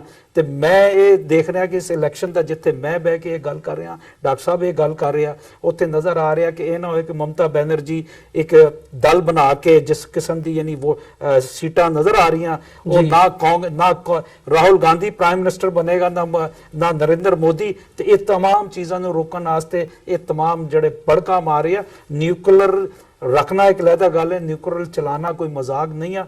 ਅਗਰ ਇਹ ਕਦੀ ਇਹ ਹਿੰਮਤ ਵੀ ਕਰਾਂਗੇ ਤੇ ਪਾਕਿਸਤਾਨ ਕੋਲ ਜ਼ਿਆਦਾ ਜਿਹੜੀ ਮਿਜ਼ਾਈਲ ਸਪੇਸ ਟੈਕਨੋਲੋਜੀ ਹੈ ਉਹ ਪਾਕਿਸਤਾਨ ਕੋਲ ਜ਼ਿਆਦਾ ਅੱਛੀ ਹੈ, ਉਹ ਕੰਨਿਆ ਕੁਮਾਰੀ ਤੋਂ ਵੀ ਅੱਗੇ ਨਿਕਲ ਜਾਏਗੀ। ਤੇ ਇਹ ਭੜਕਾਂ ਸਾਰੀਆਂ ਵੋਟਾਂ ਵਾਸਤੇ, ਇਹਦੇ ਇਲਾਵਾ ਕੁਝ ਵੀ ਨਹੀਂ ਹੈ। ਜੀ ਡਾਕਟਰ ਸਾਹਿਬ, ਤੁਸੀਂ ਕੀ ਕਹਿਣਾ ਚਾਹੋਗੇ ਇਸ ਸਾਰੇ ਘਟਨਾਕ੍ਰਮ ਬਾਰੇ? ਦੇਖੋ, ਐਲਕੇ ਅਡਵਾਨੀ ਜਿਹੜਾ ਕਿ ਨਰਿੰਦਰ ਦਾਮੋਦਰ ਮੋਦੀ ਦਾ ਗੁਰੂ ਹੈ ਸਿਆਸੀ, ਉਹਦੀ ਇੱਕ ਪੁਰਾਣੀ ਕਲਿੱਪ ਕੁਝ ਟੀਵੀ ਚੈਨਲ ਚਲਾ ਰਹੇ ਸੀ ਜਿਹਦੇ 'ਚ ਉਦੋਂ ਰੱਥ ਯਾਤਰਾ ਜਿਹੜੀ ਉਹਨੇ ਸ਼ੁਰੂ ਕੀਤੀ, ਉਹਦੇ 'ਚ ਉਹਦੇ ਨਾਲ ਜਾਂ ਪ੍ਰਮੋਦ ਮਹਾਜਨ ਹੁੰਦਾ ਸੀ ਜਾਂ ਨਰਿੰਦਰ ਮੋਦੀ ਹੁੰਦਾ ਸੀ। ਔਰ ਉਹਦੇ 'ਚ ਉਹਨੇ ਅਡਵਾਨੀ ਨੇ ਕਿਹਾ ਕਿ ਨਰਿੰਦਰ ਦਾਮੋਦਰ ਮੋਦੀ ਬਹੁਤ ਅੱਛੇ ਇਵੈਂਟ ਮੈਨੇਜਰ ਹੈ। ਸੋ ਹੁਣ ਇਸ ਇਵੈਂਟ ਮੈਨੇਜਰ ਵੱਲ ਜੇ ਤੁਸੀਂ ਧਿਆਨ ਦਿਓ ਤਾਂ ਫਿਰ ਤੁਹਾਨੂੰ ਲੱਗੇਗਾ ਕਿ ਵੀ ਉਸ ਦੀ 2014 ਦੀ ਕੈਂਪੇਨ ਵੀ ਔਰ ਅੱਜ ਵੀ 2 ਦਿਨ ਪਹਿਲਾਂ ਮੈਗਾ ਸ਼ੋਅ ਦੇ ਨਾਂ ਥੱਲੇ ਜਿਵੇਂ ਭਾਰਤ ਭਰ ਚੋਂ ਜਿਹੜੇ ਹਜ਼ਾਰਾਂ ਲੋਕ ਇਕੱਠੇ ਕਰਕੇ ਇਹ ਪ੍ਰਭਾਵ ਦੇਣ ਦਾ ਯਤਨ ਕੀਤਾ ਗਿਆ ਕਿ ਜਿਵੇਂ ਸਾਰਾ ਬਨਾਰਸ ਉਹਦੇ ਸਵਾਗਤ ਦੇ ਵਿੱਚ ਉਮੜ ਪਿਆ। ਇਸੇ ਤਰ੍ਹਾਂ ਜਦੋਂ ਅੱਜ ਉਹ ਪੇਪਰ ਫਾਈਲ ਕਰਨ ਗਿਆ ਤੇ ਉਸ ਕਿਸਮ ਦੇ ਬਾਦਲ ਵੀ ਸੱਦ ਲਿਆ, ਅਮਿਤ ਸ਼ਾਹ ਤਾਂ ਹੈ ਹੀ ਹੈ, ਪਾਸਵਾਨ ਵੀ ਸੱਦਿਆ ਹੋਇਆ ਹੈ, ਦੂਜੇ ਵੀ ਨੇ। ਸੋ ਉਹ ਇੱਕ ਇਵੈਂਟ ਮੈਨੇਜਰ ਹੈ, ਫੇਕੂ ਐਵੇਂ ਨਹੀਂ ਨਾਂ ਰੱਖਿਆ ਹੋਇਆ, ਫੇਕ ਨਿਊਜ਼ ਵੀ ਕ੍ਰੀਏਟ ਕਰਨੀਆਂ ਉਹਨਾਂ ਨੂੰ ਆਉਂਦੀਆਂ ਨੇ। ਔਰ ਇਹਦੇ 'ਚ ਕੋਈ ਸ਼ੱਕ ਨਹੀਂ ਹੈ ਕਿ ਸਾਰੇ ਮੁੱਦਿਆਂ ਤੇ ਫੇਲ ਹੋਣ ਤੋਂ ਬਾਅਦ, ਕਰਪਸ਼ਨ, ਬੇਰੁਜ਼ਗਾਰੀ, ਹਰ ਚੀਜ਼ ਐਕਸਟ੍ਰੀਮ ਤੇ ਹੋਣ ਤੋਂ ਬਾਅਦ ਉਹਨਾਂ ਨੂੰ ਇਹ ਲੱਗਾ ਜਿਵੇਂ ਉਹ ਇਹ ਚਰਚਿਲ ਦੇ ਹੀ ਲਫ਼ਜ਼ ਨੇ ਕਿ ਪੈਟਰੀਓਟਿਜ਼ਮ ਇਜ਼ ਦਾ ਲਾਸਟ ਰੈਫਿਊਜ ਆਫ ਦਾ ਸਕਾਉਂਡਰਲਸ, ਕਿ ਜਿਹੜੇ ਬਦਮਾਸ਼, ਗੁੰਡੇ, ਚੋਰ, ਭ੍ਰਸ਼ਟ ਲੋਕ ਹੁੰਦੇ ਨੇ, ਇਹਨਾਂ ਦੇ ਲਈ ਜਿਹੜਾ ਦੇਸ਼ ਭਗਤੀ ਦੀ ਗੱਲ ਹੁੰਦੀ ਆ ਉਹ ਉਹਨਾਂ ਦਾ ਅਖੀਰਲਾ ਹੀਲਾ ਹੁੰਦਾ ਜਾਂ ਅਖੀਰਲਾ ਚਾਰਾ ਹੁੰਦਾ। ਸੋ ਮੈਂ ਸਮਝਦਾ ਵੀ ਉਹੀ ਸੌਦਾ ਉਹਨੇ ਵੇਚਣਾ ਸ਼ੁਰੂ ਕੀਤਾ ਹੈ। ਸਾਊਥ 'ਚ ਵਿਕਦਾ ਨਹੀਂ ਸੀ। ਸ੍ਰੀਲੰਕਾ ਵਾਲੀ ਘਟਨਾ ਕਿੰਨਾ ਕੁ ਇਫੈਕਟ ਕਰੇਗੀ ਇਹ ਆਉਣ ਵਾਲੇ ਜਿਹੜੇ ਨੇ ਉਹ ਨਤੀਜੇ ਦੱਸਣਗੇ। ਲੇਕਿਨ ਇਸ ਸਾਰੇ 'ਚੋਂ ਇੱਕ ਗੱਲ ਜਿਹੜੀ ਹੈ ਮੈਂ ਸਮਝਦਾ, ਔਰ ਕੱਲ ਮੈਂ ਇਹਨੂੰ ਡਿਸਕਸ ਵੀ ਕੀਤਾ ਸੀ ਸੱਚੋ ਸੱਚ ਪ੍ਰੋਗਰਾਮ, ਕਿ ਕਿਵੇਂ ਜਿਹੜਾ ਬਾਲੀਵੁੱਡ ਹੈ ਉਹ ਨੰਗਾ ਚਿੱਟਾ ਹੋ ਕੇ ਹਿੰਦੂਤਵਾ ਦਾ ਝੰਡਾ ਬਰਦਾਰ ਬਣਿਆ ਹੋਇਆ। ਅਕਸ਼ੇ ਕੁਮਾਰ ਦਾ ਜ਼ਿਕਰ ਹੋਇਆ ਕਿ ਵੀ 3rd ਰੇਟ ਬੰਦਾ ਹੈ ਜਿਹਨੂੰ ਉਹਨਾਂ ਨੇ ਸਾਰੇ ਮੋਲ ਪਾਏ, ਇਹਨਾਂ ਨੇ ਸਿੱਖਾਂ ਦੇ ਵਿੱਚ ਲਿਆਂਦੇ ਕਿ ਜੀ ਕੇਸਰੀ ਫਿਲਮ ਮੌਕੇ ਤੇ ਰਿਲੀਜ਼ ਕਰਤੀ, ਸਾਰਾ ਗੜੀ ਦੀ ਬਹਾਦਰੀ, ਉਹਦੇ ਤੋਂ ਪਹਿਲਾਂ ਸਿੰਘ ਇਜ਼ ਕਿੰਗ, ਇਹ ਉਹ। ਔਰ ਐਨ ਜਦੋਂ ਉਹਨੂੰ ਲੱਗ ਰਿਹਾ ਵੀ ਪੋਲੀਟੀਕਲ ਡਿਸਕੋਰਸ ਮੇਰਾ ਕਿਸੇ ਪਾਸੇ ਨਹੀਂ ਜਾ ਰਿਹਾ ਤੇ ਉਹਨੂੰ ਲਿਆ ਕੇ ਬਿਠਾ ਰਿਹਾ ਕਿ ਜੀ ਇਨਫਾਰਮਲ ਨਾਨ ਪੋਲੀਟੀਕਲ ਇੰਟਰਵਿਊ। ਔਰ ਕੀ ਹੈ ਉਹ ਜੋਕ ਹੈ ਜਿਹੜਾ ਉਹਨੇ ਬਣਾਇਆ। ਹੁਣ ਇਸੇ ਤਰ੍ਹਾਂ ਹਾਲਾਂਕਿ ਕੱਲ ਨੂੰ ਇਹ ਕੀ ਨਿਕਲੇਗਾ, ਕਪਿਲ ਦੇਵ ਕ੍ਰਿਕਟ ਦਾ ਕੈਪਟਨ, ਉੱਤੇ ਚਾਰਜ ਵੀ ਮੈਚ ਫਿਕਸਿੰਗ ਦੇ ਲੱਗੇ, ਉਹਨੇ ਦੁਨੀਆ ਦੇ ਗੁਰਦੁਆਰਿਆਂ ਸੰਬੰਧੀ ਬਹੁਤ ਸਾਰੀਆਂ ਕਿਤਾਬਾਂ ਇਲਸਟ੍ਰੇਟਡ ਪਹਿਲਾਂ ਜਿਹੜੀਆਂ ਨੇ ਉਹ ਛਪੀਆਂ ਹੋਈਆਂ ਨੇ, ਜਿਨ੍ਹਾਂ ਲਈ ਬਹੁਤ ਮਿਹਨਤ ਬਹੁਤਿਆਂ ਨੇ ਕੀਤੀ ਹੋਈ ਹੈ। ਇਹਨੇ 100 ਗੁਰਦੁਆਰਿਆਂ ਦੀਆਂ ਫੋਟੋਆਂ ਜਿਹੀਆਂ ਲਾ ਕੇ ਨਾਲ ਕਰਕੇ ਜੀ ਵੀ ਦਾ 6 ਕਿਤਾਬ, ਉਹ ਅੱਜ ਕੱਲ ਸਾਰੇ ਸਾਡੇ ਕੈਲੀਫੋਰਨੀਆ ਤੇ ਦੂਜੇ ਗੁਰਦੁਆਰੇ ਉਹਨੂੰ ਜਿਹੜਾ ਉਹ ਸਵਾਗਤ ਕਰਨ ਤੇ ਲੱਗੇ ਹੋਏ ਨੇ ਜੀ, ਬਹੁਤ ਵੱਡਾ ਕੰਮ ਕਰਤਾ ਹੈ। ਇਹ ਸਾਰੇ ਮੋਲ ਨੇ, ਮੈਨੂੰ ਕੋਈ ਭੁਲੇਖਾ ਨਹੀਂ ਜੇ ਮੈਂ ਅੱਜ ਗੱਲ ਕਹਿੰਦਾ। ਕਈ ਵਾਰੀ ਸਾਡੇ ਕੋਈ ਸਿੱਖ ਵੀਰ ਨਾਰਾਜ਼ ਵੀ ਹੋ ਜਾਂਦੇ ਨੇ ਕਿ ਜੀ ਦੇਖੋ ਕੋਈ ਕੰਮ ਕਰ ਰਹੇ ਨੇ, ਕੰਮ ਨਹੀਂ ਹੈ। ਤੁਸੀਂ ਦੇਖੋ ਵੀ ਕਿਵੇਂ ਕਿੱਧਰ ਨੂੰ ਜਾ ਰਿਹਾ। ਹੰਸਰਾਜ ਹੰਸ ਪੰਜਾਬ 'ਚ ਅਕਾਲੀਆਂ ਦਾ ਕਦੇ ਕੈਂਡੀਡੇਟ, 80ਵਿਆਂ ਦੀ ਲਹਿਰ ਦੇ ਵੇਲੇ ਪੱਤਾ ਸਿੰਘਾਂ ਦਾ ਵੈਰੀ, ਹੁਣ ਉਹ ਬੀਜੇਪੀ ਦਾ ਕੈਂਡੀਡੇਟ ਹੈ। ਔਰ ਅੱਜ ਉਹਦਾ ਕੁੜਮ ਜਿਹੜਾ ਦਲੇਰ ਮਹਿੰਦੀ ਉਹ ਬੀਜੇਪੀ ਦਾ ਬਣ ਗਿਆ। ਸਨੀ ਦੇਵਲ, ਸਨੀ ਦਿਓਲ ਲਿਆ ਕੇ ਇੱਥੇ ਬਿਠਾਤਾ ਗੁਰਦਾਸਪੁਰ। ਹਾਂ। ਸੋ ਕੁੱਲ ਮਿਲਾ ਕੇ ਜਦੋਂ ਅਸੀਂ ਦੇਖਦੇ ਹੋ ਇਹ ਅਖੀਰਲੇ ਚਾਰੇ ਨੇ। ਅਦਰਵਾਈਜ਼ ਹੁਣ ਅੱਜ ਇਹਨਾਂ ਨੂੰ ਦਲੇਰ ਮਹਿੰਦੀ ਦਾ ਨਜ਼ਰ ਆਇਆ ਜਾਂ ਅਕਸ਼ੇ ਕੁਮਾਰ ਦਾ ਇੰਟਰਵਿਊ ਨਜ਼ਰ ਆਇਆ ਜਾਂ ਦੂਜਾ ਕਿ ਇਹਨੂੰ ਕਰਵਾਈਏ। ਸੋ ਇਸ ਤੋਂ ਇਹ ਲੱਗਦਾ ਹੈ ਵੀ ਇਹਨਾਂ ਦੇ ਜਿਹੜੇ ਉਹ ਬੈਠੇ ਹੋਏ ਨੇ ਥਿੰਕ ਟੈਂਕ ਨਾਗਪੁਰ 'ਚ, ਉਹਨਾਂ ਨੂੰ ਲੱਗ ਰਿਹਾ ਹੈ ਕਿ ਪੋਜੀਸ਼ਨ ਠੀਕ ਨਹੀਂ ਹੈ। ਔਰ ਉਹ ਕਹਿੰਦੇ ਨੇ ਕਿ ਹਰ ਚਾਰਾ ਜਾਂ ਹਰ ਹੀਲਾ ਵਰਤੋ। ਔਰ ਕਿਉਂਕਿ ਬੇਸ਼ੱਕ ਮੈਜੋਰਿਟੀ ਸੀਟਾਂ ਤੇ ਵੋਟਾਂ ਪੈ ਚੁੱਕੀਆਂ ਨੇ, ਈਵੀਐਮ ਗਲਿਚਸ ਦੀ ਗੱਲ ਵੀ ਸਾਹਮਣੇ ਆਈ ਹੈ। ਔਰ ਮੈਨੂੰ ਇਹ ਅਜੇ ਵੀ ਇਹ ਫੀਅਰ ਹੈ ਕਿ ਜਿਹੜੀਆਂ ਰਹਿੰਦੀਆਂ 200+ ਸੀਟਾਂ ਨੇ, ਇਹਨਾਂ ਦੇ ਲਈ ਕੋਈ ਨਾ ਕੋਈ ਇਹ ਮਿਸ ਐਡਵੈਂਚਰ, ਜਿਵੇਂ ਤੁਸੀਂ ਨਿਊਕਲੀਅਰ ਦੇ ਹਵਾਲੇ ਨਾਲ ਗੱਲ ਕੀਤੀ, ਉਹਨੇ ਬੜੀ ਬੇਸ਼ਰਮੀ ਨਾਲ ਰਾਜਸਥਾਨ ਦੇ ਇੱਕ ਕੱਟ 'ਚ ਕਿਹਾ ਕਿ ਜੀ ਇਹ ਅਸੀਂ ਕੋਈ ਦੀਵਾਲੀ ਲਈ ਨਹੀਂ ਰੱਖੇ ਹੋਏ ਕਿ ਜੀ ਜਿਹੜਾ ਉੱਠਦਾ ਸੀ ਕਹਿੰਦਾ ਸੀ ਜੀ ਪਾਕਿस्तान ਦੀ ਉਂਗਲ ਜਿਹੜੀ ਹੈ वो न्यूक्लियर बटन पे है, हम उनके वहां घुस के उनको मारा और हमने ये दिवाली के लिए नहीं रखे हुए अपने न्यूक्लियर वेपन। और महबूबा मुफ्ती ने भावें वो कल तक बीजेपी की साथी सी पर मैं समझदा भी वो भी हुण खाड़कू बनी हुई है, चोण भी लड़ रही है। उन्हें ठीक कहा, उन्हें कहा कि भाई don't bring this nuclear in the political stuff और पोलिटिकल डिस्कोर्स। उन्हें कहा जे तुसी दिवाली नहीं रखे हुए तो पाकिस्तान ने भी ईद ਲਈ नहीं रखे हुए। सो ਜ਼ਾਹਰ ਹੈ ਵੀ ਇਹ ਤਾਂ ਜਿਵੇਂ ਮਲਕ ਸਾਹਿਬ ਨੇ ਕਿਹਾ ਇਹ ਤਾਂ ਵਨ ਅਪਮੈਨਸ਼ਿਪ ਮੂੰਹ ਚੋਂ ਥੁੱਕਾਂ ਸੁੱਟਣੀਆਂ ਇਹ ਇਲੈਕਸ਼ਨ ਕੈਂਪੇਨ ਦਾ ਇੱਕ ਹਿੱਸਾ ਹੁੰਦਾ ਹੈ। ਲੇਕਿਨ ਕੁੱਲ ਮਿਲਾ ਕੇ ਮੈਨੂੰ ਇਹ ਲੱਗਦਾ ਹੈ ਵੀ ਇੱਕ ਖਤਰਨਾਕ ਐਲੀਮੈਂਟ ਜਿਹੜਾ ਆਲਰੇਡੀ ਸਾਰੀ ਇਲੈਕਸ਼ਨ ਦੇ ਵਿੱਚ ਹੋਰ ਵੀ ਖਤਰਨਾਕ ਢੰਗ ਦੇ ਨਾਲ ਇੰਜੈਕਟ ਹੋਇਆ ਉਹ ਹੈ ਟੋਟਲ ਹਿੰਦੂਵਾਦ ਦਾ ਏਜੰਡਾ। ਕਾਂਗਰਸ ਵੀ ਜੇ ਤੁਸੀਂ ਦੇਖੋਗੇ ਨਾ ਮੁਸਲਮਾਨ ਜਾਂ ਸਿੱਖ ਕੈਂਡੀਡੇਟ ਜੇ ਪੋਪੂਲੇਸ਼ਨ ਵਾਈਜ਼ ਦੇਖੋ ਕੋਈ ਨਹੀਂ ਨੇ। 7 ਮਿਲੀਅਨ ਸਿੱਖ ਨੇ, ਪੰਜਾਬ ਤੋਂ ਬਾਹਰ ਕੋਈ ਸਿੱਖ ਕੈਂਡੀਡੇਟ ਤੁਹਾਨੂੰ ਨਜ਼ਰ ਨਹੀਂ ਆਉਂਦਾ। ਮੁਸਲਮਾਨ ਸਾਰੇ ਸਬਡਿਊ ਨੇ ਔਰ ਇਹਨਾਂ ਦੇ ਜਿਹੜੇ ਕ੍ਰਿਸਚੀਅਨ ਜਾਂ ਦੂਜੇ ਵੀ ਕੈਂਡੀਡੇਟ ਖੜੇ ਕੀਤੇ ਨੇ ਇੱਕ ਦੋ ਉਹ ਵੀ ਮੰਦਰਾਂ 'ਚ ਜਾ ਰਹੇ ਨੇ। ਸੋ ਇਹ ਜਿਹੜਾ ਹਿੰਦੂਇਜ਼ਮ ਦਾ ਵਿੱਚ ਲਿਆ ਕੇ ਇਹਨਾਂ ਨੇ ਖੜਾ ਕਰ ਦਿੱਤਾ ਹੈ ਇਹ ਉਹਨਾਂ ਦੇ ਪੋਲੀਟੀਕਲ ਲੈਂਡਸਕੇਪ 'ਚੋਂ ਸੌਖਾ ਨਹੀਂ ਜਾਏਗਾ। ਇਹ ਸਭ ਤੋਂ ਖਤਰਨਾਕ ਐਲੀਮੈਂਟ ਹੈ। ਜੀ ਮਲਿਕ ਸਾਹਿਬ ਮੈਂ ਥੋੜਾ ਜਿਹਾ ਹਟ ਕੇ ਸਵਾਲ ਪੁੱਛਾਂ, ਜਿਵੇਂ ਮੀਡੀਆ ਦੀ ਗੱਲ ਹੋਈ ਹੈ ਜਿਹੜਾ ਡਾਕਟਰ ਸਾਹਿਬ ਵੀ ਕੋਟ ਕਰਦੇ ਆ ਜਾਂ ਅਦਰਵਾਈਜ਼ ਵੀ ਕੋਟ ਕੀਤਾ ਜਾਂਦਾ ਵੀ ਗੋਦੀ ਮੀਡੀਆ ਜਿਹੜਾ ਭਾਰਤ ਦੇ ਵਿੱਚ ਅਸੀਂ ਦੇਖਦੇ ਹਾਂ ਵੀ ਉਹ ਸਰਕਾਰੀ ਵਰਜਨ ਹੀ ਉਹ ਕੈਰੀ ਕਰਦੇ ਆ। ਕਿ ਪਾਕਿਸਤਾਨ ਦਾ ਮੀਡੀਆ ਵੀ ਇਦਾਂ ਦੀ ਲਾਈਨ ਤੇ ਤੁਰਦਾ? ਪਾਕਿਸਤਾਨ ਦੇਖੋ ਦੁਨੀਆ ਦੇ ਸਾਰੇ ਮੀਡੀਆ ਵਿੱਚ ਅਮਰੀਕਾ ਦੇ ਅੰਦਰ ਵੀ ਮੀਡੀਆ ਜਿਹੜਾ ਹੈ ਕੰਟਰੋਲ ਕੀਤਾ ਜਾਂਦਾ ਹੈ। ਇੱਥੇ ਤੁਸੀਂ CNN ਜਿਹੜਾ ਅਮਰੀਕਾ ਦੇ ਅੰਦਰ ਦੇਖਦੇ ਹੋ ਤੇ ਜਿਹੜਾ CNN ਤੁਸੀਂ ਯੂਰਪ ਦੇ ਅੰਦਰ ਦੇਖਦੇ ਹੋ ਤੇ ਜਿਹੜਾ CNN ਤੁਸੀਂ ਅਫਰੀਕਾ ਦੇ ਕਿਸੇ ਤਰੱਕੀ ਯਾਫਤਾ ਮੁਲਕ ਦੇ ਅੰਦਰ ਦੇਖਦੇ ਹੋ, ਤਿੰਨ ਮੁxtਲਫ ਵਰਜ਼ਨ ਦੇ ਉੱਥੇ ਚੱਲ ਰਹੇ ਹੁੰਦੇ। ਔਰ ਇਵਨ ਇੰਡੀਆ ਅੱਛਾ ਇੰਡੀਆ ਦੇ ਨਾਲ ਹੁਣ CNN ਨੇ ਕੀਤਾ ਕਿ ਉਹ ਨਿਊਜ਼ 18 ਦੇ ਨਾਂ ਤੇ ਉੱਥੇ ਜ਼ਿਕਰੀਆ ਜੇ ਬੰਦੇ ਬਿਠਾ ਦਿੱਤੇ ਆ। ਉਹ ਸਾਰਾ ਦਿਨ ਮੋਦੀ ਸਰਕਾਰ ਦੀ ਔਰ ਜਿਸ ਕਿਸਮ ਦਾ ਚੀਖਮ ਪੁਕਾਰ ਬੀਗ ਐਂਕਰ ਇੱਕ ਐਜੂਕੇਸ਼ਨ ਹੁੰਦੀ ਸੀ। ਜਦੋਂ 30 ਵਰ੍ਹੇ ਪਹਿਲੇ ਮੈਂ PTV ਤੋਂ ਸਫ਼ਰ ਸ਼ੁਰੂ ਕੀਤਾ ਤੇ ਅਸੀਂ ਗੇਟ ਦੇ ਅੰਦਰ ਨਹੀਂ ਜਾ ਸਕਦੇ ਸੀ ਕਿ ਇੰਨਾ ਮੈਰਿਟ ਸੀ ਔਰ ਸਿਖਾਇਆ ਜਾਂਦਾ ਸੀ। ਅੱਜ ਮੀਡੀਆ ਚੂੰਕਿ ਮੀਡੀਆ ਨੇ ਯਾਨੀ ਤਵਾਇਫਾਂ ਨੂੰ ਵੀ ਪਿੱਛੇ ਛੱਡ ਦਿੱਤਾ ਹੈ। ਕੋਈ ਮਿਆਰ ਕਿਉਂਕਿ ਕਹਿੰਦੇ ਕਿ ਜਦੋਂ ਤੁਸੀਂ ਕਲਮ ਦੀ ਹਰਮਤ ਨੂੰ ਵੇਚ ਦਿੰਦੇ ਹੋ ਤੇ ਫਿਰ ਜਿਹੜੀ ਆ ਇੱਕ ਤਵਾਇਫ ਜਿਹੜੀ ਆ ਉਹ ਜ਼ਿਆਦਾ ਬਿਹਤਰ ਹੁੰਦੀ ਹੈ ਕਿਉਂਕਿ ਤਵਾਇਫ ਆਪਣੇ ਗਾਹਕ ਦੀ ਹਿਫਾਜ਼ਤ ਕਰਦੀ ਹੈ, ਜੋ ਉਹ ਵਿਖਾਉਂਦੀ ਹੈ ਉਹਦੇ ਪੈਸੇ ਲੈਂਦੀ ਹੈ। ਲੇਕਿਨ ਅੱਜ ਬਦਕਿਸਮਤੀ ਨਾਲ ਇੰਡੀਆ ਦਾ ਮੀਡੀਆ ਜਿਹੜਾ ਹੈ ਉਹ ਵਨ ਮੈਨ ਸ਼ੋ ਬਣਿਆ ਹੋਇਆ ਹੈ। ਉਹਦੇ ਅੰਦਰ ਹੁਣ ਰਵੀਸ਼ ਕੁਮਾਰ ਜੇ ਜਾਂ ਅਭਿਸ਼ਾਰ ਜੇ ਜਾਂ ਬਾਜਪਾਈ ਜੇ ਇਹ ਚੰਦ 3-4 ਬੰਦੇ ਆ ਜਿਨ੍ਹਾਂ ਨੂੰ ਉਹਨਾਂ ਨੇ ਕਾਰਨਰ ਕੀਤਾ ਹੋਇਆ ਹੈ ਤੇ ਬਾਕੀ ਹੈ ਕਿ ਸਾਰਾ ਮੀਡੀਆ ਉਹਨਾਂ ਨੇ ਖਰੀਦ ਲਿਆ ਹੈ।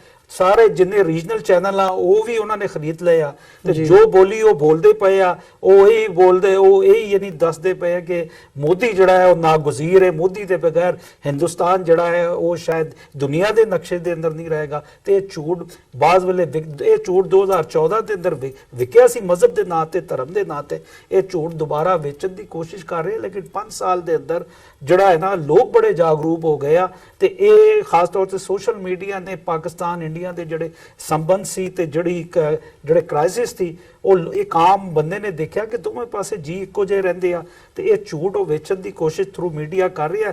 ਲੇਕਿਨ ਮੀਡੀਆ ਜਦੋਂ ਦਲਾਲ ਬਣ ਜਾਏ ਫਿਰ ਉਹਦੇ ਬਾਅਦ ਗੱਲ ਕਰਨ ਦਾ ਕੋਈ ਫਾਇਦਾ ਨਹੀਂ ਆ। ਦਲਾਲੀ ਫਿਰ ਜਿਹੜੀ ਆ ਉਹਦੇ ਅੰਦਰ ਕੀ ਛੋਟਾ ਕੀ ਵੱਡਾ ਦੇਖਿਆ ਜਾਂਦਾ ਹੈ ਤੇ ਅੱਜ BJP ਦੀ ਗਵਰਨਮੈਂਟ ਜਿਹੜੀ ਆ ਉਹਦੇ ਨਾਲ ਮੈਂ ਸਮਝਦਾ ਕਿ ਜਿਹੜਾ ਸਭ ਤੋਂ ਵੱਡਾ ਦਲ ਹੈ ਜਾਂ ਇਤਿਹਾਦ ਹੈ ਉਹ ਇੰਡੀਆ ਦਾ ਉਹ ਮੀਡੀਆ ਜਿਹੜਾ ਵਿਕ ਚੁੱਕਿਆ। ਮੈਂ ਇਹ ਐਡ ਕਰਨਾ ਚਾਹਾਂਗਾ ਹਾਲਾਂਕਿ ਮੁਸ਼ਰਫ ਮਚ ਮਲਾਈਂਡ ਹੈ ਲੇਕਿਨ ਦੋ ਗੱਲਾਂ ਜਿਹੜੀਆਂ ਮੁਸ਼ਰਫ ਰਜੀਮ ਦੇ ਵਿੱਚ ਪਾਕਿਸਤਾਨ ਨੂੰ ਮਿਲੀਆਂ, ਇੱਕ ਤਾਂ ਸੀ ਮੀਡੀਆ ਦੀ ਮੁਕੰਮਲ ਆਜ਼ਾਦੀ। ਮੀਡੀਆ ਨੂੰ ਪਹਿਲੇ ਕੰਟਰੋਲ ਚੋਂ ਕੱਢਿਆ, ਹਾਲਾਂ ਉਹੀ ਮੀਡੀਆ ਬਾਅਦ ਚ ਉਸਦੇ ਡਾਊਨਫਾਲ ਦਾ ਵੀ ਕਾਰਨ ਬਣਿਆ, ਉਹਨੂੰ ਐਕਸਪੋਜ਼ ਕੀਤਾ। ਦੂਸਰਾ ਸੀ ਵਿਮਨ ਰਿਜ਼ਰਵੇਸ਼ਨ ਜਿਹੜੀ ਕਿ ਇੰਡੀਆ 'ਚ ਅੱਜ ਤੱਕ ਹਰ ਹਕੂਮਤ ਨੇ ਪ੍ਰੋਮਿਸ ਕੀਤਾ ਹੈ, ਉਹ ਉਹਨਾਂ ਦੀ ਅਸੈਂਬਲੀਆਂ ਪਾਰਲੀਮੈਂਟ 'ਚ ਰਿਜ਼ਰਵੇਸ਼ਨ ਨਹੀਂ ਦੇ ਸਕੇ। ਔਰ ਮੈਂ ਜਦੋਂ ਦੋਨਾਂ ਨੂੰ ਮੈਂ ਮੋਨੀਟਰ ਕਰਦਾ ਪਾਕਿਸਤਾਨੀ ਮੀਡੀਆ ਨੂੰ ਵੀ, ਮੈਨੂੰ ਸਗੋਂ ਥੋੜੀ ਸ਼ਿਕਾਇਤ ਵੀ ਹੈ ਪਾਕਿਸਤਾਨੀ ਮੀਡੀਆ ਤੇ ਕਿ ਹੁਣ ਕਿਉਂਕਿ ਜ਼ਾਹਰ ਹੈ ਮੀਡੀਆ ਇੱਕ ਇੰਡਸਟਰੀ ਹੈ, ਬਿਗ ਹਾਊਸਿਸ ਦੇ ਵਿੱਚ ਇਨਵੋਲਵ ਨੇ, ਮਨੀ ਇਨਵੋਲਵ ਹੁੰਦੀ ਹੈ ਤੇ ਜਦੋਂ ਮਨੀ ਇਨਵੋਲਵ ਹੁੰਦੀ ਹੈ ਕਿਤੇ ਨਾ ਕਿਤੇ ਤੇ ਫਿਰ ਜਿਵੇਂ ਮਲਕ ਸਾਹਿਬ ਨੇ ਕਿਹਾ ਵੀ ਉਹ ਤਵਾਇਫ ਕਲਚਰ ਵੀ ਉਹਦਾ ਇੱਕ ਹਿੱਸਾ ਬਣ ਜਾਂਦਾ ਹੈ, ਉਹਦੇ ਲਈ ਤੁਸੀਂ ਕੁਝ ਵੀ ਕਰ ਸਕਦੇ ਹੋ। ਔਰ ਇਹ ਮੀਡੀਆ ਦੀ ਲੈਂਗੁਏਜ ਜਿਹਨੂੰ TRP ਕਿਹਾ ਜਾਂਦਾ ਹੈ, ਉਹਦੇ ਨਾਂ ਥੱਲੇ ਕਈ ਕੁਝ ਐਸਾ ਵਾਪਰਦਾ ਔਰ ਮੈਨੂੰ ਕਈ ਵਾਰ ਲੱਗਦਾ ਹੈ ਵੀ ਜਿਹੜੇ ਬੜੇ ਇੰਪੋਰਟੈਂਟ ਇਸ਼ੂ ਨੇ ਪਾਕਿਸਤਾਨ ਦੀ ਜਨਤਾ ਦੇ ਲਈ, ਮੁਲਕ ਦੇ ਲਈ, ਮੈਂ ਪਾਕਿਸਤਾਨੀ ਨਹੀਂ ਹਾਂ, ਮੈਂ ਮੁਸਲਮਾਨ ਨਹੀਂ ਹਾਂ, ਪਰ ਮੈਂ ਜਿਹੜੀਆਂ ਚੀਜ਼ਾਂ ਨੂੰ ਇੱਥੇ ਬੈਠਾ ਮਹਿਸੂਸ ਕਰ ਸਕਦਾ ਹਾਂ, ਮੈਨੂੰ ਕਈ ਵਾਰ ਲੱਗਦਾ ਹੈ ਜਦੋਂ ਮੈਂ ਉਹਨਾਂ ਦੇ ਸ਼ੋਅ ਦੇਖਦਾ ਹਾਂ, ਉਹ ਤਾਂ ਇਸ ਕਿਸਮ ਦੀਆਂ ਡਿਬੇਟਸ ਬਹਿਸਾਂ 'ਚ ਲੱਗੇ ਹੋਏ ਨੇ, ਪਤਾ ਨਹੀਂ ਉਹਨਾਂ ਨੂੰ TRP ਨਜ਼ਰ ਆਉਂਦੀ ਹੈ, ਪਤਾ ਨਹੀਂ ਉਹਨਾਂ ਦੇ ਜਿਹੜੇ ਬਿਗ ਹਾਊਸਿਸ ਨੇ, ਕਿ ਮੈਨੂੰ ਕਈ ਵਾਰ ਇਹ ਲੱਗ ਰਿਹਾ ਹੁੰਦਾ ਹੈ ਕਿ ਉਹ ਕਈ ਵਾਰ ਜੋ ਕੁਝ ਕਰ ਰਹੇ ਹੁੰਦੇ ਨੇ ਉਸ ਦਾ ਓਵਰਆਲ ਮੁਲਕ ਦੀ ਵੈਲਫੇਅਰ ਦੇ ਨਾਲ ਕੋਈ ਤਾਲੁਕ ਨਹੀਂ ਹੁੰਦਾ। ਪਰ ਜੇ ਇੰਡੀਅਨ ਮੀਡੀਆ ਨਾਲ ਕੰਪੇਅਰ ਕਰੀਏ, ਬੇਸ਼ੱਕ ਉਹ ਗੋਦੀ ਮੀਡੀਆ, ਇਹਦੇ 'ਚ ਕੋਈ ਸ਼ੱਕ ਨਹੀਂ ਹੈ, 2-3 ਪੱਤਰਕਾਰ ਜਿਹੜੇ ਇਹਨਾਂ ਨੇ ਗਿਣਾਏ ਨੇ ਉਹਨਾਂ ਨੂੰ ਛੱਡ ਕੇ, ਪਰ ਉਹ ਪੱਕੇ ਹਿੰਦੂ ਨੈਸ਼ਨਲਿਜ਼ਮ ਨੂੰ ਪ੍ਰਮੋਟ ਵੀ ਕਰਦੇ ਨੇ। ਮੋਦੀ ਨੂੰ ਉਹ ਇਸ ਲਈ ਵੀ ਕਰ ਰਹੇ ਨੇ ਕਿਉਂਕਿ ਉਹਨਾਂ ਦੇ ਅੰਦਰ ਉਹੀ ਹਿੰਦੂ ਨੈਸ਼ਨਲਿਸਟ ਜੁੜਿਆ ਹੋਇਆ ਹੈ ਔਰ ਉਹ ਕਦੇ ਵੀ ਕੋਈ ਗੱਲ ਇੰਡੀਅਨ ਇੰਟਰਸਟ ਦੇ ਖਿਲਾਫ ਨਹੀਂ ਕਰਨਗੇ। ਪਰ ਕਈ ਵਾਰ ਜਿਹੜੇ ਪਾਕਿਸਤਾਨ ਦੀਆਂ ਕੁਝ ਪਰਸਨੈਲਿਟੀਜ਼ ਨੇ ਉਹ ਇਸ ਕਿਸਮ ਦੀ ਬਿਆਨਬਾਜ਼ੀ ਕਰ ਦੇਣਗੀਆਂ ਜਿਨ੍ਹਾਂ ਨੂੰ ਮੁੜ ਕੇ ਇੰਡੀਅਨ ਮੀਡੀਆ ਹੀ ਪਾਕਿਸਤਾਨ ਨੂੰ ਬੈਡ ਲਾਈਟ ਦੇ ਵਿੱਚ ਦਿਖਾਉਣ ਦੇ ਲਈ ਉਹਨਾਂ ਦੀ ਸਟੇਟਮੈਂਟ ਨੂੰ ਇਸਤੇਮਾਲ ਕਰ ਰਹੇ ਹੁੰਦੇ ਨੇ। ਸੋ ਮੈਂ ਸਮਝਦਾ ਦੂਸਰਾ ਪਾਰਟ ਮੈਂ ਸਮਝਦਾ ਵੀ ਠੀਕ ਹੈ, ਹਿਊਮਰ ਬਹੁਤ ਚੰਗੀ ਚੀਜ਼ ਹੈ, ਪੰਜਾਬੀਆਂ ਦਾ ਸਾਡਾ ਹਿੱਸਾ ਹੈ, ਅਸੀਂ ਜ਼ਿੰਦਗੀ ਦੇ ਹਲਕੇ ਫੁਲਕੇ ਅੰਦਾਜ਼ 'ਚ ਕਰਦੇ ਹਾਂ, ਪਰ ਜਦੋਂ ਮੁਲਕ ਸੀਰੀਅਸ ਇਸ਼ੂਜ਼ 'ਚ ਚੱਲ ਰਹੇ ਹੁੰਦੇ ਨੇ, ਮੈਂ ਸਮਝਦਾ ਉੱਥੇ TRP ਸਭ ਤੋਂ ਜ਼ਿਆਦਾ ਉਹਨਾਂ ਸ਼ੋਆਂ ਦੀ ਹੈ ਜਿੱਥੇ ਗੱਲ ਹੀ ਜਿਹੜੀ ਹੈ ਉਹ ਚੁਟਕਲਿਆਂ ਦੀ ਹੋ ਰਹੀ ਹੁੰਦੀ ਹੈ, ਜੁਗਤਾਂ ਜਿਹਨੂੰ ਕਹਿੰਦੇ ਨੇ ਉਹ ਸਾਰਿਆਂ ਨੂੰ। ਸੋ ਇਹ ਜਿਹੜੀ ਜੁਗਤਬਾਜ਼ੀ ਹੈ ਇਹਨੇ ਵੀ ਮੀਡੀਆ ਦੇ ਇੱਕ ਵੱਡੇ ਹਿੱਸੇ ਨੂੰ ਘੇਰ ਲਿਆ, ਇਹ ਵਿਕਦੀ ਹੈ ਔਰ ਮੀਡੀਆ ਇਹੀ ਕਹੇਗਾ ਜੀ ਅਸੀਂ ਉਹੀ ਦਿਖਾਉਂਦੇ ਹਾਂ ਜੋ ਲੋਕ ਦੇਖਣਾ ਚਾਹੁੰਦੇ ਨੇ। ਸੋ ਕੁੱਲ ਮਿਲਾ ਕੇ ਇਹਦੇ 'ਚ ਲੋਕ ਵੀ ਕਿਸੇ ਹੱਦ ਤੱਕ ਫਿਰ ਦੋਸ਼ੀ ਬਣ ਜਾਂਦੇ ਨੇ ਕਿਉਂਕਿ ਇਹ ਠੀਕ ਨਹੀਂ ਹੈ। ਮੀਡੀਆ ਦੀ ਬਹੁਤ ਵੱਡੀ ਪਾਵਰ ਹੈ ਔਰ ਸੋਸ਼ਲ ਮੀਡੀਆ ਬੇਸ਼ੱਕ ਇੱਕ ਗੇਮ ਚੇਂਜਰ ਹੈ, ਇਹਦੇ 'ਚ ਕੋਈ ਸ਼ੱਕ ਨਹੀਂ, ਪਰ ਅੱਜ ਵੀ ਵੱਡਾ ਹਿੱਸਾ ਦੋਨਾਂ ਮੁਲਕਾਂ ਦਾ, ਇੰਡੀਆ ਔਰ ਪਾਕਿਸਤਾਨ ਦਾ,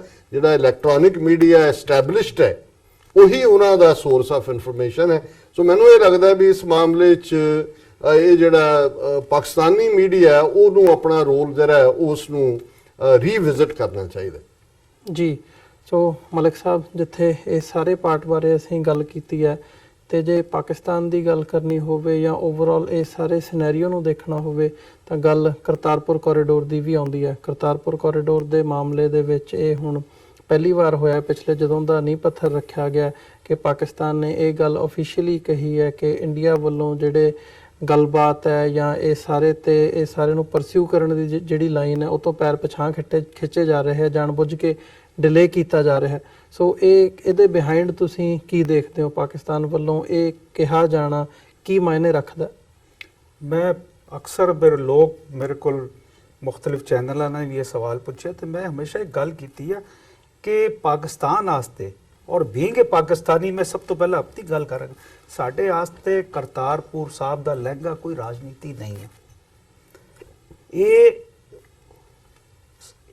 ਬਹਿਸੀਅਤ ਇਨਸਾਨੀ ਅਹਿਸਾਸ ਅਸੀਂ ਇਹ ਸਮਝਦੇ ਆ ਕਿ ਜਦੋਂ ਮੈਂ ਦੇਖਦਾ ਸੀ ਜਾਂ ਸਾਡੇ ਕੋਈ ਪੰਜਾਬੀ ਮਿੱਤਰ ਮੈਨੂੰ ਕਹਿੰਦੇ ਸੀ ਕਿ ਯਾਰ ਅਸੀਂ ਬਾਰਡਰ ਦੇ ਦੂਜੇ ਪਾਸੋਂ ਦੂਰਬੀਨ ਤੋਂ ਅਸੀਂ ਦਰਸ਼ਨ ਕਰਦੇ ਆ, ਨਜ਼ਾਰੇ ਲੈਂਦੇ ਆ ਗੁਰੂ ਦੇ, ਤੇ ਇਹ ਜਿਹੜੀ ਫੀਲਿੰਗ ਹੈ, ਇਹ ਫੀਲਿੰਗ ਮੈਨੂੰ ਵੀ ਨਾ ਮੇਰੇ ਇੱਕ ਕਿਸਮ ਦੀ ਇੱਕ ਲਹਿਰ ਜਿਹੀ ਮੇਰੇ ਸਰੀਰ ਦੇ ਅੰਦਰ ਆਉਂਦੀ ਸੀ ਕਿ ਯਾਰ ਅਸੀਂ ਇਸ ਕਦਰ ਜ਼ਾਲਮ ਲੋਕ ਆ ਕਿ ਅਸੀਂ ਲੋਕਾਂ ਦੀ ਧਾਰਮਿਕ ਜਿਹੜੀ ਸਥਿਤੀ ਹੈ ਉਹਨਾਂ ਨੂੰ ਵੀ ਅਸੀਂ ਰਾਜਨੀਤੀ ਵਾਸਤੇ ਇਸਤੇਮਾਲ ਕਰਾਂਗੇ। ਇਹੀ ਵਜ੍ਹਾ ਪਾਕਿਸਤਾਨ ਦੇ 22 ਕਰੋੜ ਆਵਾਮ ਨੇ ਜਦੋਂ ਪਾਕਿਸਤਾਨ ਇਮਰਾਨ ਖਾਨ ਨੇ ਕਿਹਾ ਅਸੀਂ ਇਹ ਖੋਲਾਂਗੇ ਕੋਰੀਡੋਰ, ਤੇ ਇਹ ਪਾਕਿਸਤਾਨ ਦੀ ਜਿਹੜੀ 90% ਮੈਜੋਰਿਟੀ ਸੀ ਪਾਕਿਸਤਾਨ ਦੇ ਬਸ਼ਿੰਦਿਆਂ ਦੀ, ਉਹਨਾਂ ਦਾ ਵੀ ਉਹੀ ਅਹਿਸਾਸ ਸੀ ਜਿਹੜੀ ਮੈਂ ਗੱਲ ਆਪਣੇ ਦਿਲ ਦੀ ਗੱਲ ਤੁਹਾਡੇ ਨਾਲ ਸ਼ੇਅਰ ਕੀਤੀ ਆ। ਲੇਕਿਨ ਇੰਡੀਆ ਨਹੀਂ ਚਾਹੁੰਦਾ। ਉਹਦਾ ਮੈਂ ਇੱਕੋ ਹੀ ਹਮੇਸ਼ਾ ਕਾਰਨ ਕਿਹਾ ਹੈ ਕਿ ਦਲੇਰ ਕੌਮ ਹੈ ਬਾਰਡਰ ਦੇ ਉਸ ਪਾਸੇ, ਜਿਹਨੂੰ 84 ਦੇ ਬਾਅਦ ਵੀ ਜਿਹੜੀ ਇੱਕ ਨਹੀਂ ਹੋਈ, ਉਹਨੂੰ ਅਕਾਲੀਆਂ ਨੇ 84 ਦੇ ਬਾਅਦ ਇਸਤੇਮਾਲ ਕੀਤਾ, ਰਾਜਨੀਤੀ ਕੀਤੀ, ਸਿੰਘਾਸਨ ਦੇ ਅੰਦਰ ਆਏ, ਇਹ ਬੀਜੇਪੀ ਅਕਾਲੀਆਂ ਦੇ ਨਾਲ ਰਲੀ, ਹੁਣ ਉੱਥੇ ਕੈਪਟਨ ਅਮਰਿੰਦਰ ਕਾਂਗਰਸੀ ਹੁਕੂਮਤ ਹੈ। ਲੇਕਿਨ ਕੋਈ ਵੀ ਨਹੀਂ ਚਾਹੁੰਦਾ ਉੱਥੋਂ ਦਾ ਜਿਹੜਾ ਦਿੱਲੀ ਪਾਸੇ ਜਿਹੜੀ ਸਰਕਾਰਾਂ ਦੇਖਦੀਆਂ ਪੰਜਾਬ ਦੀ, ਉਹ ਨਹੀਂ ਚਾਹੁੰਦੀਆਂ ਕਿ ਇਹ ਮਸਲਾ ਹੱਲ ਹੋਏ ਕਿਉਂਕਿ ਇਹ ਗੱਲ ਬਹੁਤ ਦੂਰ ਤੱਕ ਚਲੀ ਜਾਣੀ ਆ। ਇਹ ਵੀ ਇੱਕ ਕਿਸਮ ਦਾ ਮੇਰੇ ਨਜ਼ਦੀਕ ਇੱਕ ਪੰਜਾਬੀਆਂ ਦਾ ਸੀ ਪੈਕ ਹੈ ਜਿਹਨੂੰ ਹਿੰਦੁਸਤਾਨ ਦੀ ਸਰਕਾਰਾਂ ਨਹੀਂ ਚਾਹੁੰਦੀਆਂ, ਇਹ ਬਦਨੀਅਤੀਆਂ ਕਰਦੀਆਂ ਤੇ ਉਹ ਨਹੀਂ ਚਾਹੁੰਦੀਆਂ ਕਿ ਪੰਜਾਬ ਦੀ ਇਹ ਦਲੇਰ ਗੱਭਰੂ ਕੌਮ ਉਹ ਜ਼ਹਿਨੀ ਗੁਲਾਮੀ ਤੋਂ ਆਜ਼ਾਦ ਹੋ ਜਾਏ ਜਿਹੜੀ ਉਹਨਾਂ ਨੇ ਬਟਵਾਰੇ ਦੇ ਬਾਅਦ ਕਾਬੂ ਕੀਤੀ ਹੋਈ ਹੈ। ਜੀ ਡਾਕਟਰ ਸਾਹਿਬ ਤੁਸੀਂ ਕੁਝ ਐਡ ਕਰਨਾ ਚਾਹੋਗੇ ਇਸ ਹਾਂ ਸਾਰੇ ਮੇਰਾ ਮਾਮਲੇ ਖਿਆਲ ਹੈ 'ਚ? ਵੀ ਮੁਹੰਮਦ ਫੈਸਲ ਜਿਹੜੇ ਉਹਨਾਂ ਦੇ ਫੋਰਨ ਆਫਿਸ ਦੇ ਸਪੋਕਸਪਰਸਨ ਨੇ, ਉਹਨਾਂ ਦੀ ਸਟੇਟਮੈਂਟ ਕੱਲ ਸੀ ਕਿ ਇੰਡੀਆ ਜਿਹੜਾ ਹੈ ਉਹ ਡੈਲੀਗੇਟ ਲੈਵਲ ਜਿਹੜੀ ਡੈਲੀਗੇਸ਼ਨ ਦੇ ਨਾਲ ਗੱਲਬਾਤ ਹੈ ਉਹਨੂੰ ਡਿਲੇ ਕਰ ਰਿਹਾ ਹੈ, ਔਰ ਉਹਨੇ ਕਿਹਾ ਜੀ ਅਸੀਂ ਇਹਨੂੰ ਨਵੰਬਰ ਤੱਕ ਆਪਰੇਸ਼ਨਲ ਕਰਨਾ ਚਾਹੁੰਦੇ ਹਾਂ ਗੁਰੂ ਨਾਨਕ ਸਾਹਿਬ ਦੀ ਬਰਥ ਐਨੀਵਰਸਰੀ ਦੇ ਮੌਕੇ ਤੱਕ। ਸੋ ਮੈਂ ਸਮਝਦਾ ਵੀ ਪਿਛਲੇ 5-6 ਮਹੀਨੇ ਦੇ ਪੀਰੀਅਡ 'ਚ 28 ਨਵੰਬਰ ਤੋਂ ਲੈ ਕੇ ਜਦੋਂ ਕਿ ਸੰਗੇ ਬੁਨਿਆਦ ਇਮਰਾਨ ਖਾਨ ਸਾਹਿਬ ਨੇ ਰੱਖਿਆ, ਪਾਕਿਸਤਾਨ ਨੇ ਬਹੁਤ ਕੁਝ ਸਿਆ ਇੰਡੀਆ ਦਾ, ਭਾਵੇਂ ਉਹਨੂੰ ਕਦੇ ISI ਕਾਰੀਡੋਰ, ਕਦੇ ਟੈਰਰਿਜ਼ਮ ਦਾ ਕਾਰੀਡੋਰ, ਕਦੇ ਐਨ ਮੌਕੇ ਤੇ ਦਿੱਲੀ ਤੋਂ ਵੈਨਿਊ ਅਟਾਰੀ ਕਰ ਦਿੱਤਾ। ਹੁਣ ਪਿਛਲੀ ਮੀਟਿੰਗ ਇਹਨਾਂ ਦੀ ਜ਼ੀਰੋ ਲਾਈਨ ਦੇ ਉੱਤੇ ਹੋਈ, ਲੇਕਿਨ ਫਿਰ ਜੀ ਤੁਸੀਂ ਉਹ 10 ਮੈਂਬਰ ਜਿਹੜੇ ਨੇ ਤੁਹਾਡੀ ਕਮੇਟੀ ਦੇ, ਉਹਨਾਂ 'ਚ 4 ਖਾਲਿਸਤਾਨੀ ਨੇ, ਜਾਂ ਈਵਨ 6 ਫॉर ਜਸਟਿਸ ਨੇ ਕੰਪਲੇਨ ਵੀ ਕੀਤਾ ਕਿ ਜੀ ਸਾਡੀ ਰਜਿਸਟ੍ਰੇਸ਼ਨ ਨਹੀਂ ਸ਼ੁਰੂ ਹੋਣ ਦਿੱਤੀ। ਜੀ ਲੇਕਿਨ ਪਾਕਿਸਤਾਨ ਨੇ ਇਹ ਸੋਚਦਿਆਂ ਹੋਇਆ ਵੀ ਇਹਨਾਂ ਨੂੰ ਕੋਈ ਐਸਾ ਬਹਾਨਾ ਨਾ ਦਿੱਤਾ ਜਾਏ ਕਿ ਇਹ ਗੱਲਬਾਤ ਕੈਂਸਲ ਕਰਨ। ਪਰ ਜੇ ਹੁਣ ਉਹਨਾਂ ਨੇ ਆਫੀਸ਼ੀਅਲੀ ਕਿਹਾ ਹੈ ਕਿ ਤੇ ਮੈਂ ਜਿਵੇਂ ਕੱਲ ਵੀ ਕਿਹਾ ਸੀ ਕਿ there is more to it than what meets the eye possible ਹੈ, ਕਿਉਂਕਿ ਉਹ ਕਹਿੰਦੇ ਨੇ ਡਰਾਫਟ ਐਗਰੀਮੈਂਟ ਅੱਗੇ ਤੋਰੀ ਹੈ ਇਹਨੂੰ ਕਿ ਵੀ ਪ੍ਰੋਸੀਜਰਲ ਕੀ ਹੈ, ਦੂਸਰਾ ਕੀ ਹੈ, ਅਪ੍ਰੈਲ ਖਤਮ ਹੋਣ ਤੇ ਆ ਗਿਆ। ਸੋ ਮੈਂ ਸਮਝਦਾ ਹਾਂ ਵੀ ਜਿਵੇਂ ਮਲਕ ਸਾਹਿਬ ਨੇ ਕਿਹਾ ਹੈ, ਪਾਕਿਸਤਾਨ ਨੇਸ਼ਨ ਲੋਕ ਔਰ ਹਕੂਮਤ ਇੱਕੋ ਪੇਜ ਤੇ ਨੇ। ਦੁਨੀਆ ਭਰ 'ਚ 30 ਮਿਲੀਅਨ ਸਿੱਖ ਕੌਮ, ਉਹਨਾਂ ਦੇ ਤਾਂ ਖੁਸ਼ੀ ਦਾ ਕੋਈ ਟਿਕਾਣਾ ਨਹੀਂ ਹੈ, ਰੂਹਾਨੀ ਖੁਸ਼ੀ ਦਾ, ਕਿਉਂਕਿ 72 ਸਾਲ ਦੀਆਂ ਅਰਦਾਸਾਂ ਦੁਆਵਾਂ ਜਿਹੜੀਆਂ ਨੇ ਉਹ ਰੱਬ ਨੇ ਪੂਰੀਆਂ ਕੀਤੀਆਂ ਨੇ। ਤਕਲੀਫ ਕਿਹਨੂੰ ਹੈ? ਜ਼ਾਹਿਰ ਹੈ ਇੰਡੀਅਨ ਸਿਸਟਮ ਨੂੰ, ਜਿਹੜੀ ਨਾ ਦੋਨਾਂ ਕੌਮਾਂ ਦੀ ਸਾਂਝ ਚਾਹੁੰਦਾ ਹੈ, ਨਾ ਦੋਨਾਂ ਪੰਜਾਬਾਂ ਦੀ ਸਾਂਝ ਚਾਹੁੰਦਾ ਹੈ, ਨਾ ਹੀ ਸਿੱਖਾਂ ਨੂੰ ਜਿਹੜਾ ਉਹ ਫਲਦੇ ਫੁੱਲਦੇ ਦੇਖ ਸਕਦਾ ਹੈ। ਉਹਨਾਂ ਨੂੰ ਤਾਂ ਤਕਲੀਫ ਇਹ ਹੈ ਵੀ ਅਸੀਂ ਇਹਨਾਂ ਨੂੰ ਦਬਾਇਆ ਹੈ, ਜੈਨੋਸਾਈਡਸ ਕੀਤੇ ਨੇ, ਰੈਂਟਾ ਸਿੱਖ ਅਮਰਿੰਦਰ ਔਰ ਬਾਦਲ ਔਰ ਦੂਜਿਆਂ ਵਰਗੇ ਰੱਖੇ ਨੇ, ਫਿਰ ਸਿੱਖ ਕਿਤੇ ਨਾ ਕਿਤੇ ਆਪਣਾ ਸਿਰ ਕੱਢ ਲੈਂਦੇ ਨੇ। ਸੋ ਮੈਂ ਸਮਝਦਾ ਹਾਂ ਵੀ ਲੇਕਿਨ ਜੇ ਅਸੀਂ ਈਮਾਨ ਵਾਲੇ ਲੋਕ ਹੈ, ਰੂਹਾਨੀਅਤ 'ਚ ਰੱਬ 'ਚ ਯਕੀਨ ਰੱਖਦੇ ਹਾਂ, ਤੇ ਅਸੀਂ ਸਮਝਦੇ ਹਾਂ ਕਿ ਵੀ ਇੱਕ ਬੜਾ ਪਤਾ ਨਹੀਂ ਸ਼ੇਰ ਤਾਂ ਕਿਹਦਾ, ਪਰ ਇੱਕ ਬਚਪਨ ਤੋਂ ਇਹ ਯਾਦ ਰਿਹਾ ਹੈ ਕਿ ਮੁਦਈ लाख बुरा चाहे तो क्या होता है, होता वही है जो मंजूर खुदा होता है। मैं समझदा ਹਾਂ ਵੀ ਜੇ ਰੱਬ ਨੂੰ ਮਨਜ਼ੂਰ ਹੈ, ਬਾਬਾ ਨਾਨਕ ਦੀ ਰਹਿਮਤ ਰਹੀ, ਤੇ ਇਹ ਜਿਹੜੇ ਨੇ ਇਹਨੂੰ ਰੋਕ ਨਹੀਂ ਸਕਣਗੇ ਇੰਡੀਅਨ ਹਾਕਮ ਔਰ ਉਹਨਾਂ ਦੀਆਂ ਬਦਨੀਤੀਆਂ। ਅਲਟੀਮੇਟਲੀ ਇਹ ਜਿਹੜਾ ਸਾਡੇ ਪਿਆਰ ਦਾ ਲਾਂਘਾ ਬਣ ਕੇ, ਔਰ ਜਿਵੇਂ ਹੈ ਕੱਲਾ ਇੱਕ ਰਿਲੀਜੀਅਸ ਪਾਰਟ ਤੋਂ ਹੀ ਨਹੀਂ, ਇਹ ਸਾਂਝਾ ਬਹੁਤ ਦੂਰ ਤੱਕ ਜਾਣ ਵਾਲੀ ਗੱਲ ਹੈ, और इस नु साडा दुश्मन बहुत चंगी तरह समझदा। बल्कि डॉक्टर साहब ने शेयर किया, मैं भी एक अपना शेयर कहता जो हमेशा मैं कहता कि हौसले बेसमर नहीं होते, फासले पुरखतर नहीं होते, जिन मकानों में खौफ बसता है, मैं पंजाब दी आवाम नु कह रहा 84 दे बाद, जिन मकानों में खौफ बसता है उन मकानों में घर नहीं होते, जिंदगी के कई चेहरे हैं, सब के सब मोतबर नहीं होते। वाह, थैंक यू, क्या बात है। ਜ਼ਰੂਰ ਜਾਂਦੇ ਜਾਂਦੇ ਡਾਕਟਰ ਸਾਹਿਬ ਜਿਵੇਂ ਤੁਸੀਂ ਗੱਲ ਕਰ ਰਹੇ ਸੀ ਤੇ ਇਸ ਕਰਤਾਰਪੁਰ ਕੋਰੀਡੋਰ ਦੇ ਹਵਾਲੇ ਨਾਲ, ਤੇ ਮਤਲਬ ਜਿਹੜੇ ਪੰਜਾਬ ਦੇ ਲੋਕ ਨੇ, ਤੁਸੀਂ ਵੀ ਕਿਹਾ ਵੀ ਸਿੱਖ ਕੌਮ ਦੁਨੀਆ 'ਚ ਜਿੱਥੇ ਵੀ ਵਸਦੀ ਹੈ ਉਹਨਾਂ ਦੀ ਨਿਗਾਹ ਅਰਦਾਸ ਇਹੀ ਹੈ ਵੀ ਇਹ ਲਾਂਘਾ ਕੰਪਲੀਟ ਹੋਵੇ। ਤੇ ਜਿਵੇਂ ਜਸਟਿਨ ਟਰੂਡੋ ਦੀ ਜਦੋਂ ਫੇਰੀ ਹੋਈ ਸੀ ਭਾਰਤ ਦੇ ਵਿੱਚ, ਉਦੋਂ ਇੱਕ ਡਿਵਾਈਡ ਨਜ਼ਰ ਆਇਆ ਸੀ ਭਾਰਤ ਦਾ ਸਾਰਾ ਮੀਡੀਆ, ਤੇ ਭਾਰਤ ਇੱਕ ਪਾਸੇ ਸੀ ਤੇ ਪੰਜਾਬ ਦੇ ਵਿੱਚ ਉਹਨਾਂ ਦਾ ਵੈਲਕਮ ਹੋਇਆ ਸੀ, ਤੇ ਸਾਰੇ ਭਾਰਤ ਦੇ ਵਿੱਚ ਮੀਡੀਆ ਵੱਲੋਂ ਵੀ ਤੇ ਅਫੀਸ਼ੀਅਲ ਚੈਨਲਸ ਵੱਲੋਂ ਵੀ ਜਿਹੜੀ ਲਾਈਨ ਸੀ ਉਹ ਡਿਫਰੈਂਟ ਲਈ ਗਈ ਸੀ, ਉਹਨਾਂ ਦਾ ਵਿਰੋਧ ਹੋਇਆ ਸੀ ਇੱਕ ਹਿਸਾਬ ਨਾਲ ਇਨ ਅ ਵੇ। ਸੋ ਕੀ ਕਰਤਾਰਪੁਰ ਕੋਰੀਡੋਰ ਤੇ ਵੀ ਇਦਾਂ ਦੀ ਜਿਹੜੀ ਸਥਿਤੀ ਹੈਗੀ ਹੈ ਉਹ ਬਣ ਸਕਦੀ ਹੈ, ਤੇ ਉਹ ਜਿਹੜੀ ਸਥਿਤੀ ਹੈ ਉਹਦੇ ਵਿੱਚੋਂ ਇੱਕ ਡਿਵਾਈਡਿੰਗ ਲਾਈਨ ਨਜ਼ਰ ਆ ਸਕਦੀ ਹੈ ਪੰਜਾਬ ਦੇ ਵਿੱਚ ਤੇ ਦਿੱਲੀ ਦੇ ਵਿੱਚ, ਤੇ ਉਹ ਇੱਧਰ ਆਪਣੇ ਲਹਿੰਦੇ ਪੰਜਾਬ ਦੇ ਵੱਲੋਂ ਇੱਕ ਆਪਸੀ ਸਾਂਝ ਦੀ ਜਿਹੜੀ ਲਾਈਨ ਹੈ ਉਹ ਦੇਖਣ ਨੂੰ ਮਿਲ ਸਕਦੀ ਹੈ? ਦੇਖੋ, ਜਦੋਂ 28 ਨਵੰਬਰ ਨੂੰ ਪਾਕਿਸਤਾਨ ਵੱਲੋਂ ਐਲਾਨ ਹੋਇਆ ਕਿ ਸੰਗੇ ਬੁਨਿਆਦ ਰੱਖਿਆ ਜਾਣਾ ਹੈ, ਉਸ ਤੋਂ 4 ਦਿਨ ਪਹਿਲਾਂ ਭਾਰਤ ਦੀ ਸਾਇੰਸ ਐਂਡ ਟੈਕਨੋਲੋਜੀ ਮਿਨਿਸਟਰੀ ਨੇ ਤਾਂ ਹਾਈ ਪਾਵਰਡ ਦੂਰਬੀਨਾਂ ਲਾਉਣ ਦਾ ਜਿਹੜਾ ਉਹ ਰਿਜ਼ੋਲਵ ਕੀਤਾ ਸੀ। ਸੋ ਉਹਨਾਂ ਨੇ ਜਦੋਂ ਐਮਰਜੈਂਸੀ ਕੈਬਨਿਟ ਮੀਟਿੰਗ ਸੱਦੀ ਤੇ ਉਹਨਾਂ ਨੇ ਕਿਹਾ ਜੀ ਇਹਦਾ ਇਲੈਕਸ਼ਨਾਂ 'ਚ ਸਾਨੂੰ ਬੜਾ ਨੁਕਸਾਨ ਹੋਏਗਾ ਸਿੱਖਾਂ ਵੱਲੋਂ, ਇਹਨੂੰ ਸਾਨੂੰ ਕੁਝ ਕਰਨਾ ਪੈਣਾ। ਸੋ ਉਹ ਬਹੁਤ ਕਾਹਲੀ 'ਚ ਉਹਨਾਂ ਨੇ 26 ਨਵੰਬਰ ਐਲਾਨ ਦਿੱਤਾ, ਵਾਈਸ ਪ੍ਰੈਜ਼ੀਡੈਂਟ ਨੂੰ ਭੇਜਤਾ, ਅਮਰਿੰਦਰ ਨੂੰ ਭੇਜ ਦਿੱਤਾ, ਪਰ ਕਿਉਂਕਿ ਜੋ ਇਹ ਤੌਰ ਤਰੀਕੇ ਅਪਣਾ ਰਹੇ ਨੇ ਇਹਨੂੰ ਡਿਲੇ ਕਰਨ 'ਚ, ਉਹਦਾ ਜੇ ਇਫੈਕਟ ਦੇਖਣਾ ਹੋਏ ਤੇ ਤੁਸੀਂ ਪੰਜਾਬ ਜਿਹੜੀਆਂ 3 ਸੀਟਾਂ ਬੀਜੇਪੀ ਦੇ ਕੋਟੇ ਚ ਆਈਆਂ ਉਹਨਾਂ 'ਚ ਇਹਨਾਂ ਦਾ ਕੀ ਹਾਲ ਹੋ ਰਿਹਾ? ਵੈਸੇ ਤਾਂ ਓਵਰਆਲ ਹੀ ਕੀ ਹੈ ਇਹਨਾਂ ਦਾ ਹਾਲ ਪੰਜਾਬ? ਇੱਕ ਵੀ ਨਹੀਂ ਜਿੱਤਿਆ ਪੰਜਾਬ। ਓਵਰਆਲ ਕੈਂਡੀਡੇਟ ਨਹੀਂ ਮਿਲ ਰਹੇ। ਹੁਣ ਉਹਨੂੰ ਸੰਨੀ ਦਿਓਲ ਨੂੰ ਵਿਗੜਿਆ ਜਿਹਾ ਮੁੰਡਾ, ਉਹ ਸ਼ਰਾਬੀ ਪਿਓ ਦਾ, ਉਹਨੂੰ ਲੱਭ ਕੇ ਲਿਆਏ ਨੇ ਗੁਰਦਾਸਪੁਰ ਤੋਂ।